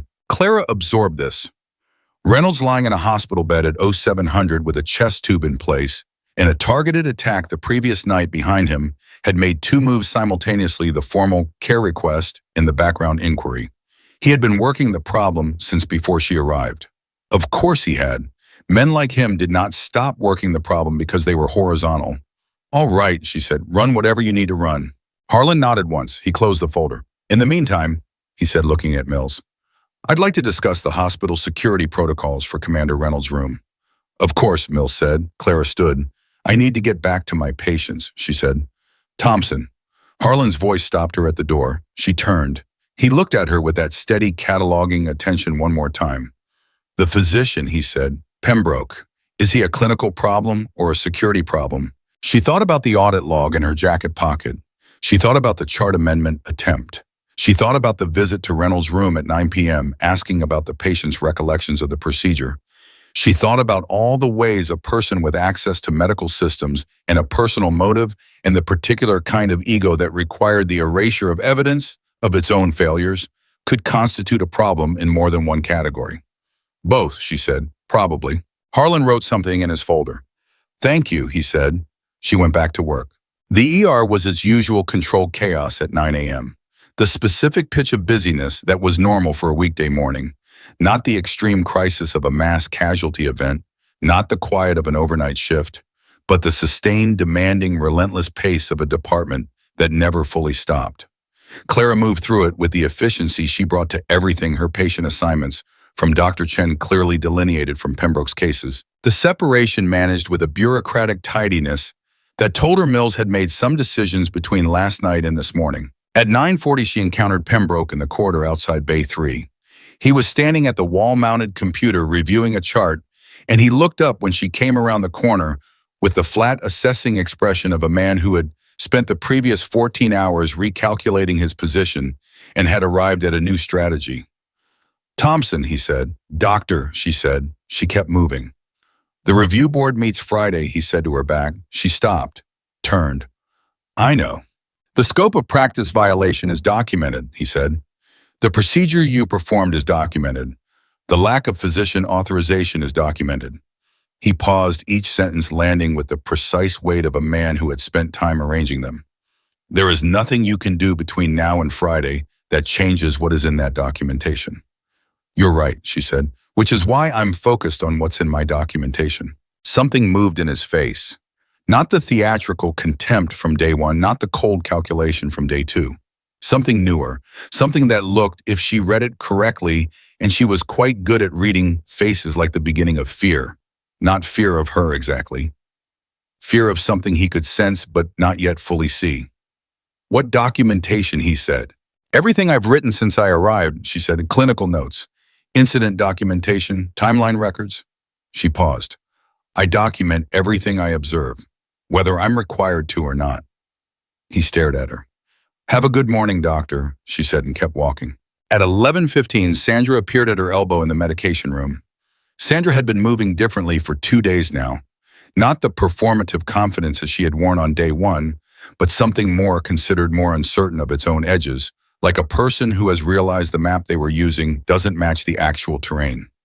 The performance notations he filed, Sandra said without preamble. The ones from your first 2 days. Yes. I was there when he filed the second one. Yesterday? She crossed her arms, then uncrossed them. He called Mills from the ER, and he told her you were reckless and poorly trained and a danger to patients. He said it in front of 4 people at the nurse's station. She looked at Clara. I wrote it down. What he said, exactly, with the time. Clara looked at her. Sandra held out a folded piece of paper. I wrote it down right after it happened, she said, while I could still remember the exact words. She pushed it toward Clara. I don't know if it helps. Clara took the paper. She opened it. Sandra's handwriting was clear and precise. Date, time, location, direct quotes, names of witnesses. It was exactly the kind of documentation that mattered, and exactly the kind that disappeared if nobody thought to create it in the moment. It helps, Clara said. Thank you, Sandra. Sandra looked away. Back. She was working through something she needed to say, and was not sure how to say because the version of herself that would have said it easily was a version she was no longer entirely comfortable being. I've been here 6 years, she said. I've watched him do this to people. I've laughed when he started in on someone new because it was easier than not laughing. She stopped. That's not an excuse. I know that's not an excuse. No, Clara said. It isn't. Sandra flinched slightly, then she nodded. Okay, she said. Okay, I know. She turned to go, then stopped. The others, the ones who laughed on your first day, Park and Morrison from the residence, and Kowalski. She paused. Kowalski is me, I know. The other two, Park has been documented telling a nurse last year that Pembroke told residents to make new staff feel unwelcome, that it kept them compliant. Park told a friend, and the friend told me. She looked at Clara. I don't know if Park will say it on record. That's his choice to make, Clara said. I know, Sandra exhaled. I wanted you to know the shape of it, what you're dealing with. I've known the shape of it since day one, Clara said gently, but I appreciate you telling me anyway. Sandra left. Clara stood in the medication room for a moment alone, the paper in her hand, and she thought about what Sandra had said about laughing because it was easier. She thought about all the places she had been where people did things because they were easier, because the easier thing preserved something, a position, a relationship, a version of yourself that didn't have to be accountable for anything difficult. She had spent years in environments where easier didn't exist as an option, where the choice was always between the hard thing and the harder thing, and she had come to believe, not bitterly, but simply as a matter of observed fact, that most people were capable of more than they chose to demonstrate because the choosing was uncomfortable and nobody required it of them. Pembroke had built a career on ensuring nobody required it of anyone around him.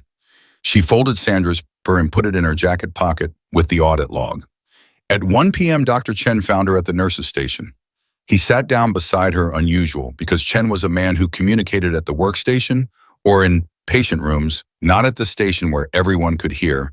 And he said quietly, the review board on Friday, I've been asked to present a clinical statement. I know, she said. I'm going to present the Watts case and the Reynolds case, he said, with full clinical timelines. I want you to know that in advance. Thank you. He paused, weighing something. I've spoken to 3 other attendings. Garrett, obviously, Nakamura from neurology who consulted on Watts, and Dr. Reyes from thoracic who managed Reynolds post-procedure. He looked at her steadily over his reading glasses. They're all submitting statements. Clara looked at him. You organized that, she said. I made some phone calls this morning, he said with a mild understatement of a man whose mild understatement was itself a kind of statement. Physicians have an obligation to the clinical record. He paused. We also have an obligation to each other and to the people we work with. Something moved in Clara's chest, not sentiment, not the relief of someone who had been afraid and was now less afraid, but something quieter and more complicated. The particular feeling of being seen by someone who had looked carefully and then chosen to act on what they saw. I've been in this department for 11 years, Chen said. I've watched Richard Pembroke for 11 years. He stopped, pressed his lips together. I've made choices about when to speak and when not to speak, and not all of those choices were correct. He said it simply without drama in the tone of a man making a statement of fact about himself. I'd like to make a different choice this week. You already are, Clara said. He nodded once, put his reading glasses back in his pocket, and stood up. I'll see you on rounds at 3, he said, and walked away. At 2:40, her phone buzzed. Not the hospital pager, her personal phone with a number she did not recognize, but the format of the number, the prefix, and the particular sequence triggered something in her memory that she had spent 3 years carefully, not actively thinking about. She stepped into the stairwell. She answered. Thompson, a man's voice. Not Harlan. Older. The particular cadence of a senior officer who had spent decades issuing information as though its delivery were itself a discipline. She said nothing. Waited. This is Morrison, the voice said. Captain James Morrison, NAS Coronado. I believe you know who I am. Her hand tightened on the phone. Yes, sir, she said. I received a call this morning, Morrison said, from a liaison named Harlan. He mentioned your name in connection with Commander Reynolds' situation. A pause. He also mentioned your current employment. Yes, sir. I want to ask you directly, Morrison said. Are you all right? The question landed with the particular force of questions that come from people who ask them because they actually want to know. Not as preamble, not as performance, because they have a reason to care about the answer. Clara pressed her back against the stairwell wall and felt the solid concrete through her jacket and said, I'm managing, sir. That's not the same thing. No, she said, it isn't, but it's the accurate answer. Morrison was quiet for a moment. Reynolds asked about you, he said. Before the formal request went through, he called me at 0600 this morning, and he asked what I knew about a nurse named Clara Thompson at Coronado General. He paused. I told him what I was permitted to tell him. Her heart rate had changed, not dramatically, but changed. What were you permitted to tell him? That you are one of the finest medical personnel I have ever had the privilege of serving with, Morrison said. And that whatever you're doing, wherever you are, you're doing it for a reason. The stairwell was very quiet. Sir, she started. I'm going to need you to come to the base, he said. Not today. When Reynolds is stable enough for a brief visit, I'd like you present for a conversation. There are things he needs to know about his situation, and there are things I believe he needs to hear from someone he already trusts. He doesn't know me, Clara said. He's known me for less than 24 hours. Thompson, Morrison said, with the slight weight of a man stating something he considered self-evident. He knows exactly what he needs to know about you, the same way you knew it about him when he came through those doors. A pause. Some things don't take time, they just take recognition. Clara closed her eyes for exactly 2 seconds, opened them. When, she said, I'll be in touch, he said. Stay safe. The call ended. She stood in the stairwell for another 30 seconds. She thought about recognition, the kind that didn't take time, the kind that moved between people who had been shaped by the same categories of experience into something that functioned like a language, a shared grammar of assessment and response, in the particular quality of calm under pressure that only came from having been tested at the level where calm was the only option. She thought about Reynolds at 0700 filing paperwork and making phone calls from a hospital bed with a chest tube in place. She thought about Morrison saying, whatever you're doing, wherever you are, you're doing it for a reason. She had not told anyone what her reason was. She had not had to. That was the thing about people who had been trained the way she had been trained. They understood that reasons did not always need to be spoken to be real.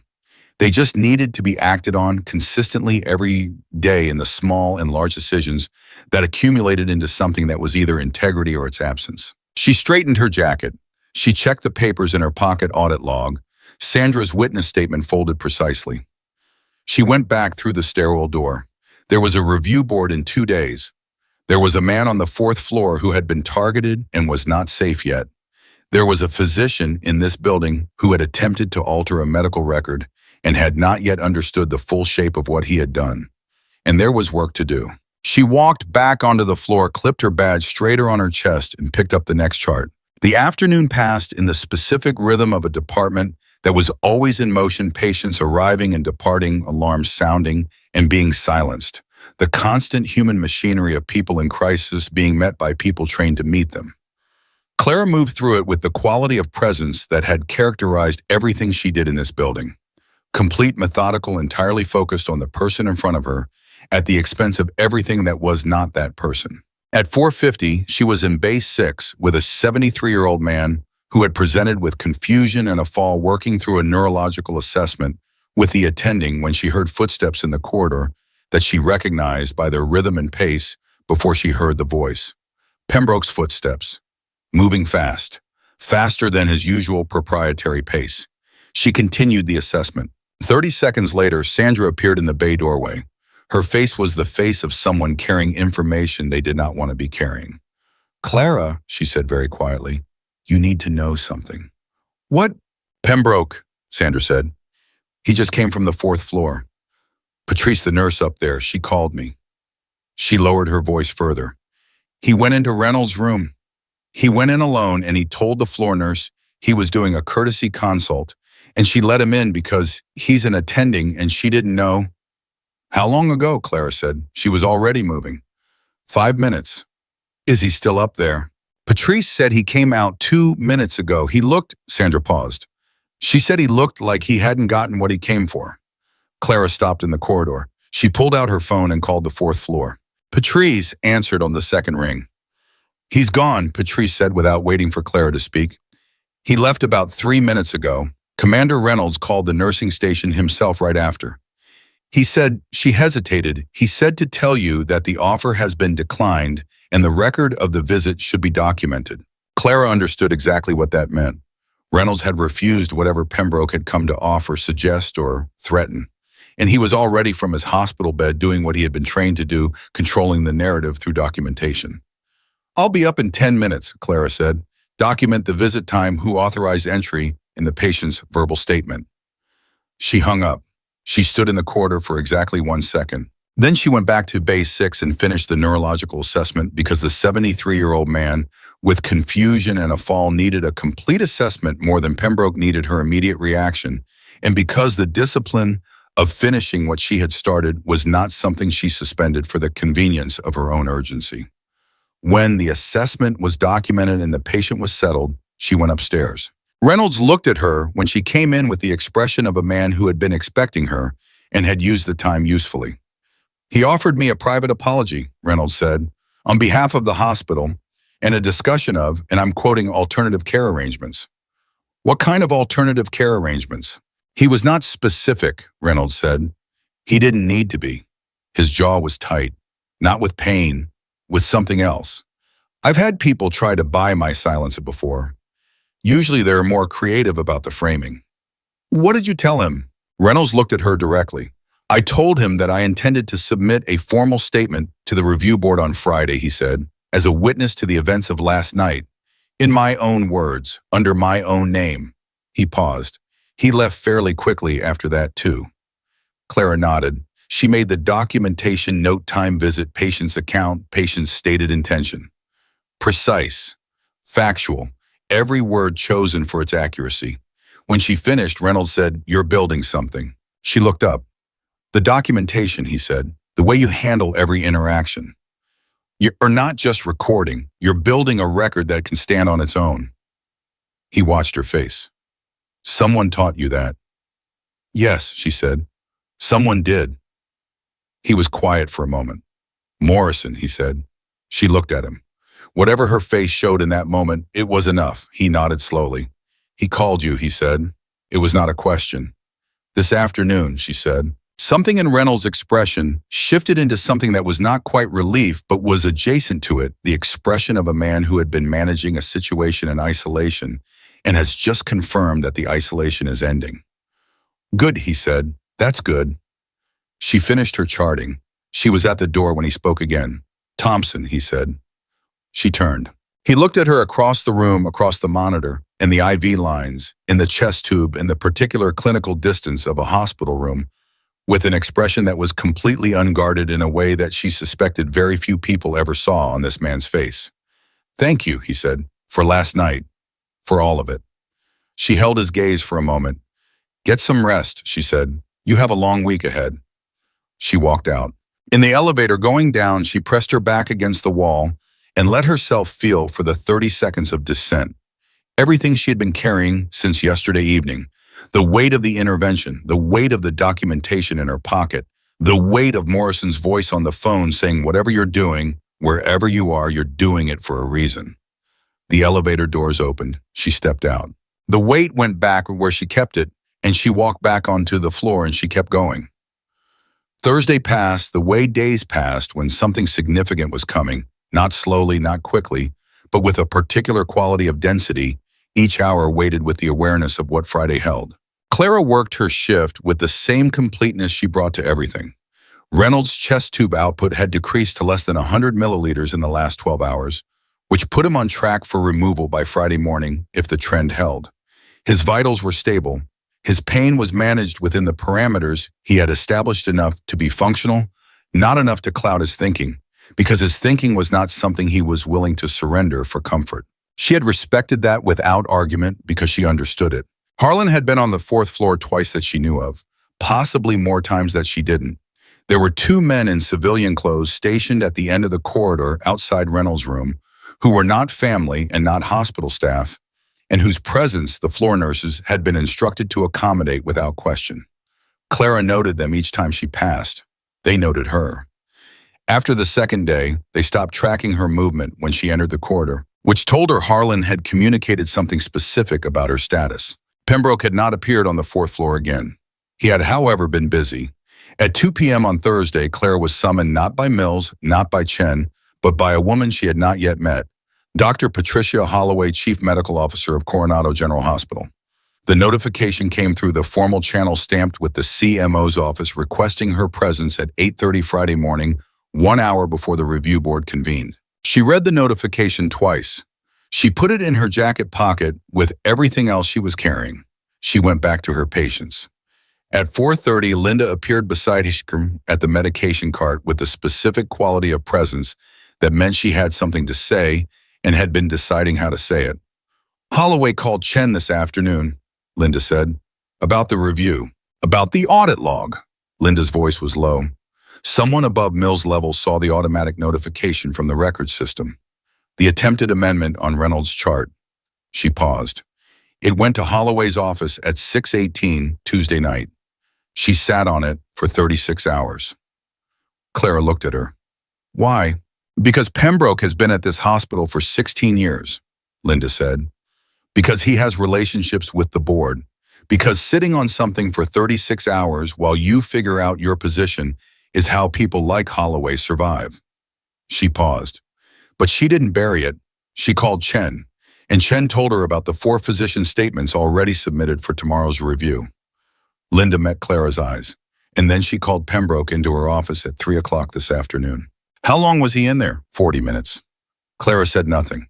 She was calculating not the emotional arithmetic of satisfaction or vindication, but the practical arithmetic of what a 40-minute meeting between a CMO and an attending with 16 years of institutional relationships meant for what was going to happen in the next 20 hours.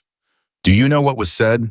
No, Linda said, but Pembroke left the building at 3:50 and he has not come back. She paused. He called in a personal day for tomorrow. Clara stopped what she was doing. She turned to look at Linda directly. He's not going to be at the review board, she said. It appears not. Which means he's either been told not to attend or he's decided attendance is no longer in his interest. Yes, Linda said, one of those two things. Clara thought about this for a moment. A review board without Pembroke present was a different kind of proceeding than a review board that was essentially his prosecution of her. Without him in the room, the documentation was just documentation, clinical records, timeline outcome, data, 4 physician statements, an audit log showing a tampered record attempt. Without him performing outrage and authority in real time, what remained was the bare shape of what had actually happened, which was a patient who was alive because of what she had done and a physician who had tried to rewrite the record of it. Linda, she said. Yeah. Thank you for all of it, since day one. Linda looked at her for a long moment. Her expression was the expression of a woman who had waited 4 years to do something she should have done 4 years ago and was only now arriving at the particular complicated territory on the other side of it. Don't thank me, she started, and then she stopped herself. She almost smiled. All right, she said. You're welcome. She went back to her work. Clara stood at the medication cart for exactly 5 seconds, feeling the weight of the documents in her pocket, the weight of tomorrow, the weight of 3 years of careful, deliberate positioning of herself in the world. And she thought about the woman in Bay 6's husband who had called her by his dead mother's name, and the 16-year-old girl who had stopped shaking, and Martin Cho in the ICU and Gerald Watts recognizing his wife's face again. She thought about all the small and large things that were still true regardless of what happened in any review board or CMO's office or conversation between powerful people in closed rooms. Then she went back to work. Friday morning, 6:50 a.m. Clara changed into her scrubs, clipped her badge, checked her pockets. She went directly to the 4th floor before anything else. Reynolds' chest tube output had been negligible overnight, less than 30 milliliters in the last 8 hours. She reviewed the overnight notes, assessed the site, listened to his lung sounds, which were clear and equal bilaterally for the first time since his admission. Sounds good, she said. Feels better, he said. He was sitting upright without the angle of effort he'd needed 2 days ago. His color was good. His eyes were sharp in the way that had been continuous since the moment he came through the ambulance doors, the alert assessing quality of a man who processed his environment constantly and automatically, and did not stop doing it for pain or exhaustion or institutional inconvenience. Dr. Chen will be up this morning, she said.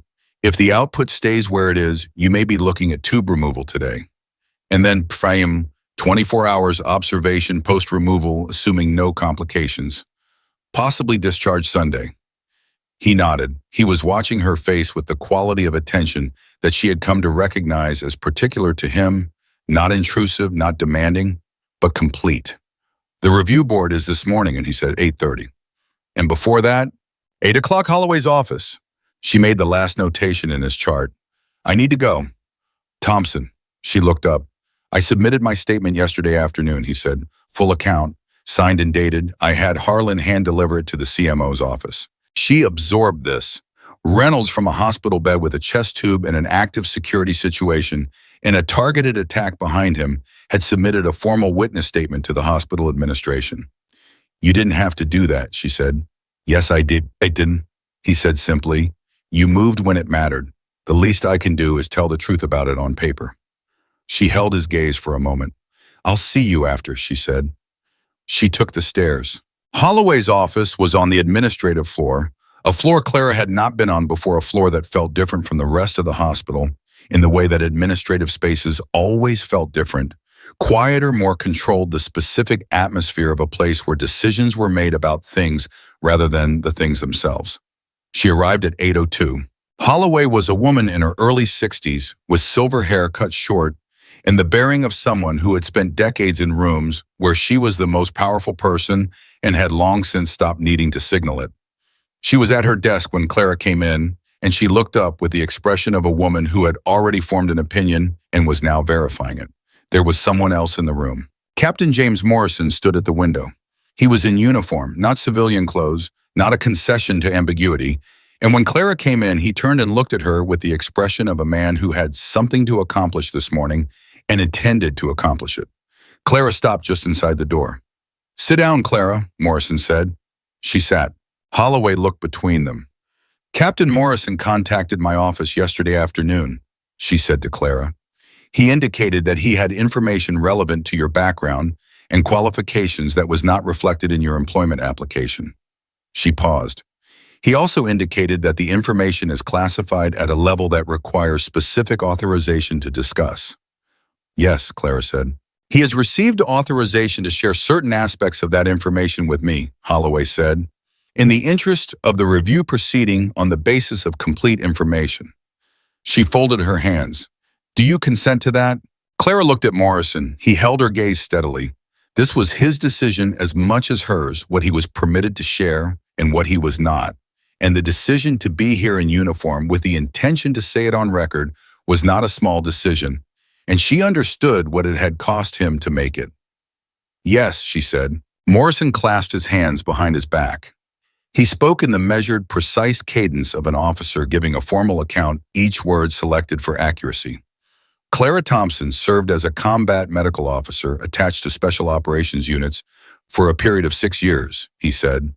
During that time, she was deployed to multiple theaters of operation in conditions that required her to perform advanced medical interventions, including but not limited to chest decompression, surgical airway management, hemorrhage control, and critical care stabilization without physician oversight, without hospital infrastructure, and without the option of evacuation in the majority of instances. He paused. She performed these interventions under hostile conditions in the field on personnel whose survival was directly dependent on the speed and accuracy of her clinical decisions. Holloway was very still. She received 3 commendations for life-saving medical intervention. Morrison continued. She was awarded the Navy and Marine Corps Commendation Medal with combat fish for actions in a specific deployment that I am not authorized to describe in detail. She separated from service 3 years ago under conditions that are also classified, but that I am authorized to characterize as honorable in every respect. He stopped. He looked at Holloway directly. What she performed on Commander Reynolds 2 nights ago was not an act of recklessness or overreach. It was an act that was completely consistent with her training, her demonstrated competence in the clinical picture in front of her. She has performed that procedure more times than most physicians in this building. He paused once more. And every patient she performed it on survived. The silence in the room was the silence of information landing. Holloway looked at Clara. Why didn't you disclose this? She begged, not accusingly, genuinely. Some of it I'm not permitted to disclose, Clara said. The rest, she paused, thinking about how to say the true thing accurately. I wanted to see if I could do the work on its own terms, without the weight of what I'd done before influencing how people assessed what I was doing now. She met Holloway's eyes. I wanted to earn it here, in this building, on the merits. Holloway studied her for a long moment. Then she looked at the folder on her desk, thicker than anything Clara had seen yet clearly assembled over the previous 48 hours. I've reviewed the clinical documentation from your first 3 days, she said. The sepsis catch on day 1, the hyponatremia identification on day 2, the Reynolds intervention. I've read 4 physician statements. I've reviewed the audit log on the Reynolds chart. She opened the folder and removed a single sheet of paper. I've also reviewed a statement submitted yesterday afternoon by Commander Reynolds himself. She slid the paper across the desk. Clara picked it up. Reynolds' handwriting was what she would have predicted, precise, economical. Every word carrying weight, nothing wasted.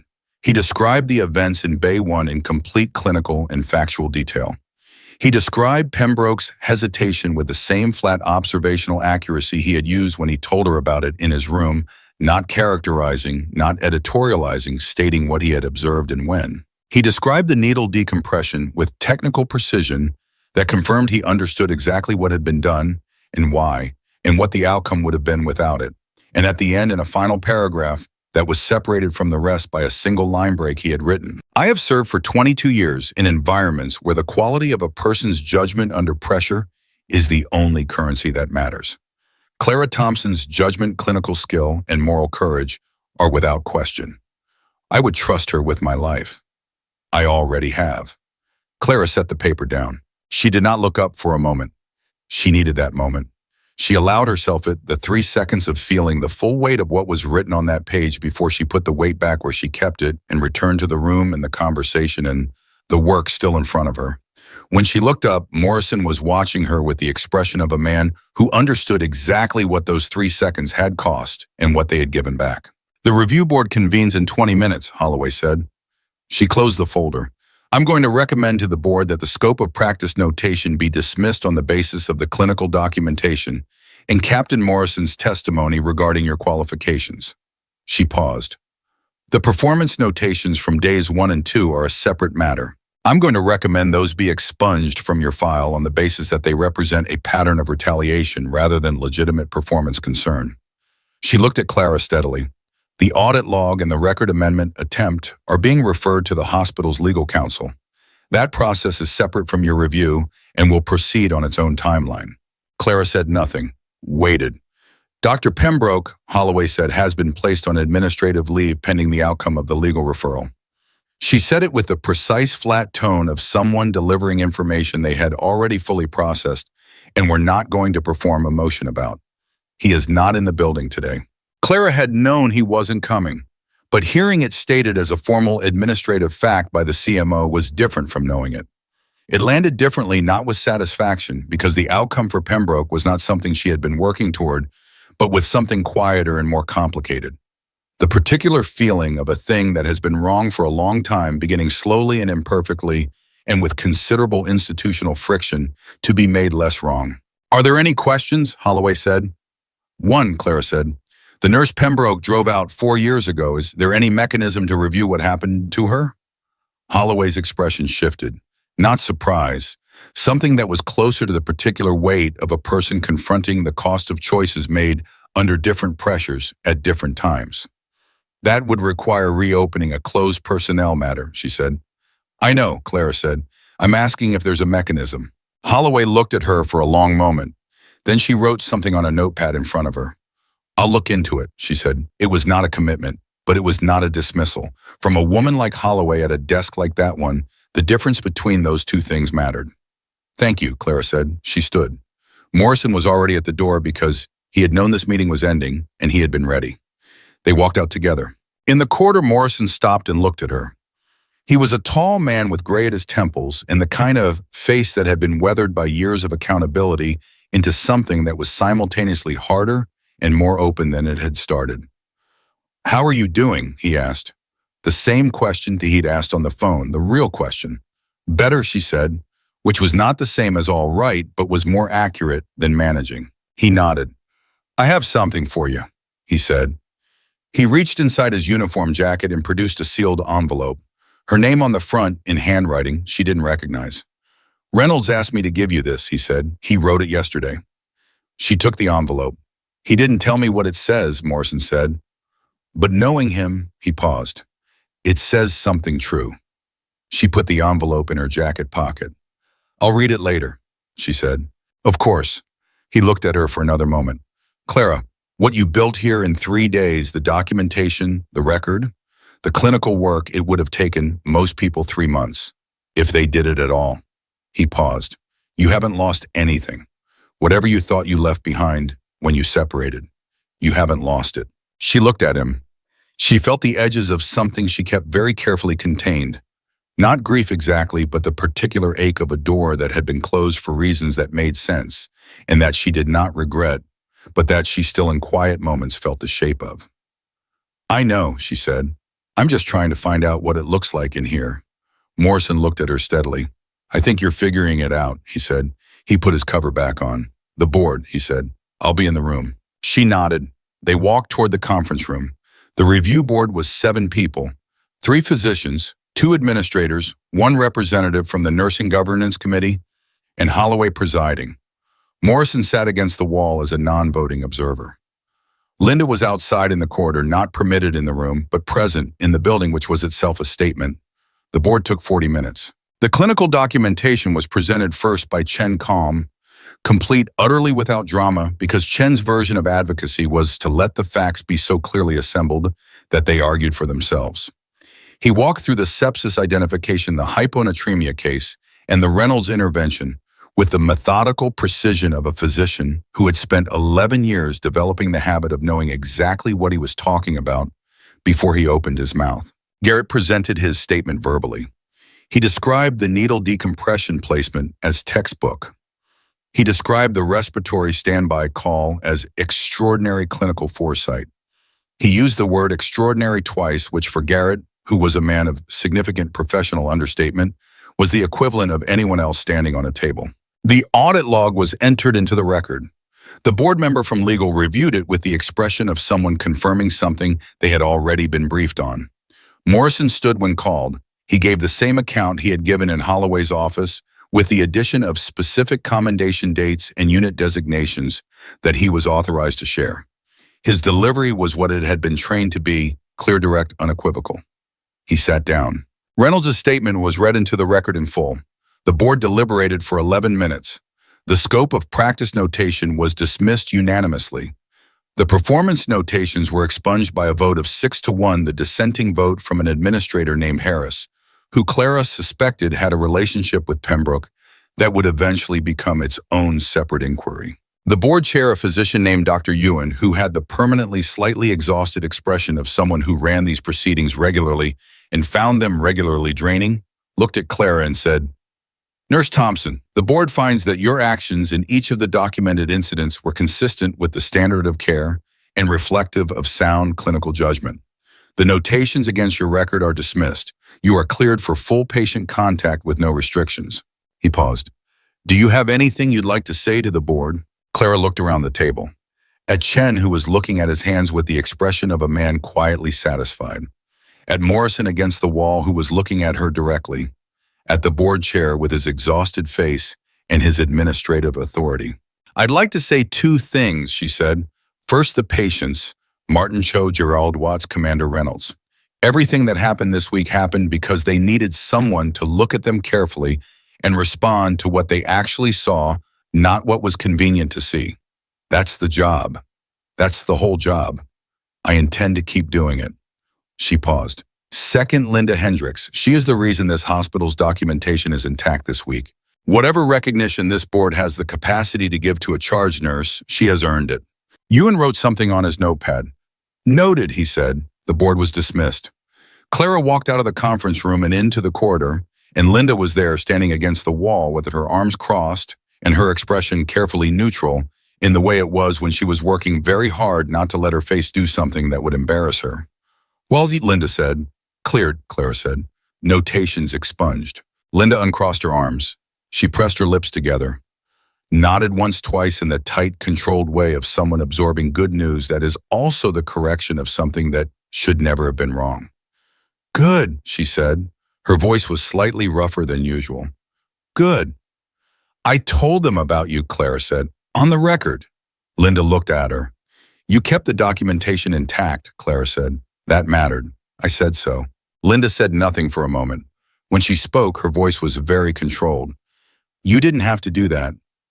I know, Clara said. I wanted to. They stood in the corridor for a moment, the two of them in the particular quiet of something having been resolved that had cost them both something real to resolve. Then Linda straightened, and her expression settled back into its characteristic professional calibration, and she said, Reynolds' chest tube. Chen is planning to pull it at 11 if the output holds. I know, Clara said. I'll be there. She went upstairs. Reynolds was awake as she had known he would be. He knew the board had met this morning. He had known what was in his own statement. He looked at her face when she came in and read whatever was there and said, Cleared. Cleared, she confirmed. He exhaled. A controlled breath, not the relief of someone who had been afraid, but the release of someone who had been holding something carefully and could now set it down. Good bit, he said. That's right. Morrison gave me your letter, she said.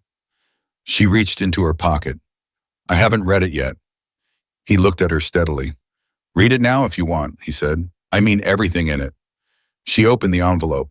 The letter was one page, handwritten because Reynolds was a man for whom handwriting was a form of commitment. It was harder to walk back something your hand had formed than something you had typed.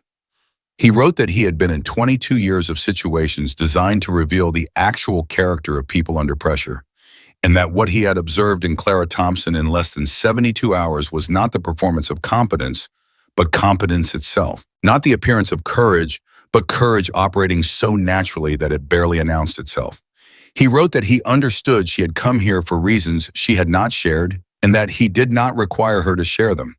He wrote that whatever she had left behind to be in this hospital, the loss was theirs, and the gain was this building's and the patients who walked through its doors. And at the bottom, in a line that stood alone, he had written, the people who save lives do it the same way everywhere. I'm glad you're here. Clara folded the letter. She put it back in the envelope. She put the envelope in her pocket. She looked at Reynolds. He was looking at her with the direct, unguarded quality that she had seen on him once before in his room 2 nights ago, when he had said thank you with his whole face and nothing held back. It was the face of a man who had decided she was worth the honesty. Thank you, she said. You're welcome, he said, simply without performance. At 11:03, Dr. Chen removed the chest tube. Clara assisted. The procedure was smooth and complete, and when it was done, Reynolds took a full, deep bilateral breath, and his eyes closed for exactly 3 seconds, with the expression of someone returning to something they had been afraid they might not get back. When he opened them, he looked at Clara. I have a question, he said. What? When this is over, he said, when I'm discharged and the security situation is managed and whatever comes next, would you be willing to talk about what comes after all of this? For you, he paused. There are people who need someone with your particular set of, he chose the word carefully, capabilities, in medical settings attached to certain kinds of work. I'm not recruiting you. I'm telling you that if you ever want that conversation, I can arrange it. Clara looked at him for a long moment. She thought about why she had come to Coronado General Hospital, specifically not at random, not by accident, but with the deliberate intent of a person who had chosen a particular kind of life and was trying to build it carefully and correctly one day at a time in a place where the work was real and the consequences were real and the people were real. She thought about Gerald Watts recognizing his wife. She thought about the 16-year-old girl who had stopped shaking. She thought about Sandra standing in the medication room saying, I laughed, and choosing something different. Ask me again, she said, when you're well. Reynolds almost smiled, the closest she had seen from him. Fair enough, and he said. She made the final post-procedure notation in his chart. Vitals stable, procedure tolerated well, patient comfortable and oriented, lung sounds clear and equal bilaterally. She signed it, she dated it, she saved it. Then she clipped her pen back in her pocket, straightened her badge on her chest, and walked out of the room and back onto the floor, where there were patients who needed someone to look at them carefully and respond to what they actually saw, not what was convenient to see. That was the job. It had always been the job. And Clara Thompson, 3 days into her first hospital position, classified service record, sealed in a file that would never be in this building's system, formal review, dismissed performance notations, expunged a letter from a Navy SEAL, folded in her jacket pocket, and a charge nurse who would walk through fire for her and a CMO who was looking into a wrong. From 4 years ago, Clara Thompson walked back onto that floor and did it. She had always been exactly who she was. She had simply waited for this place to be ready to see it.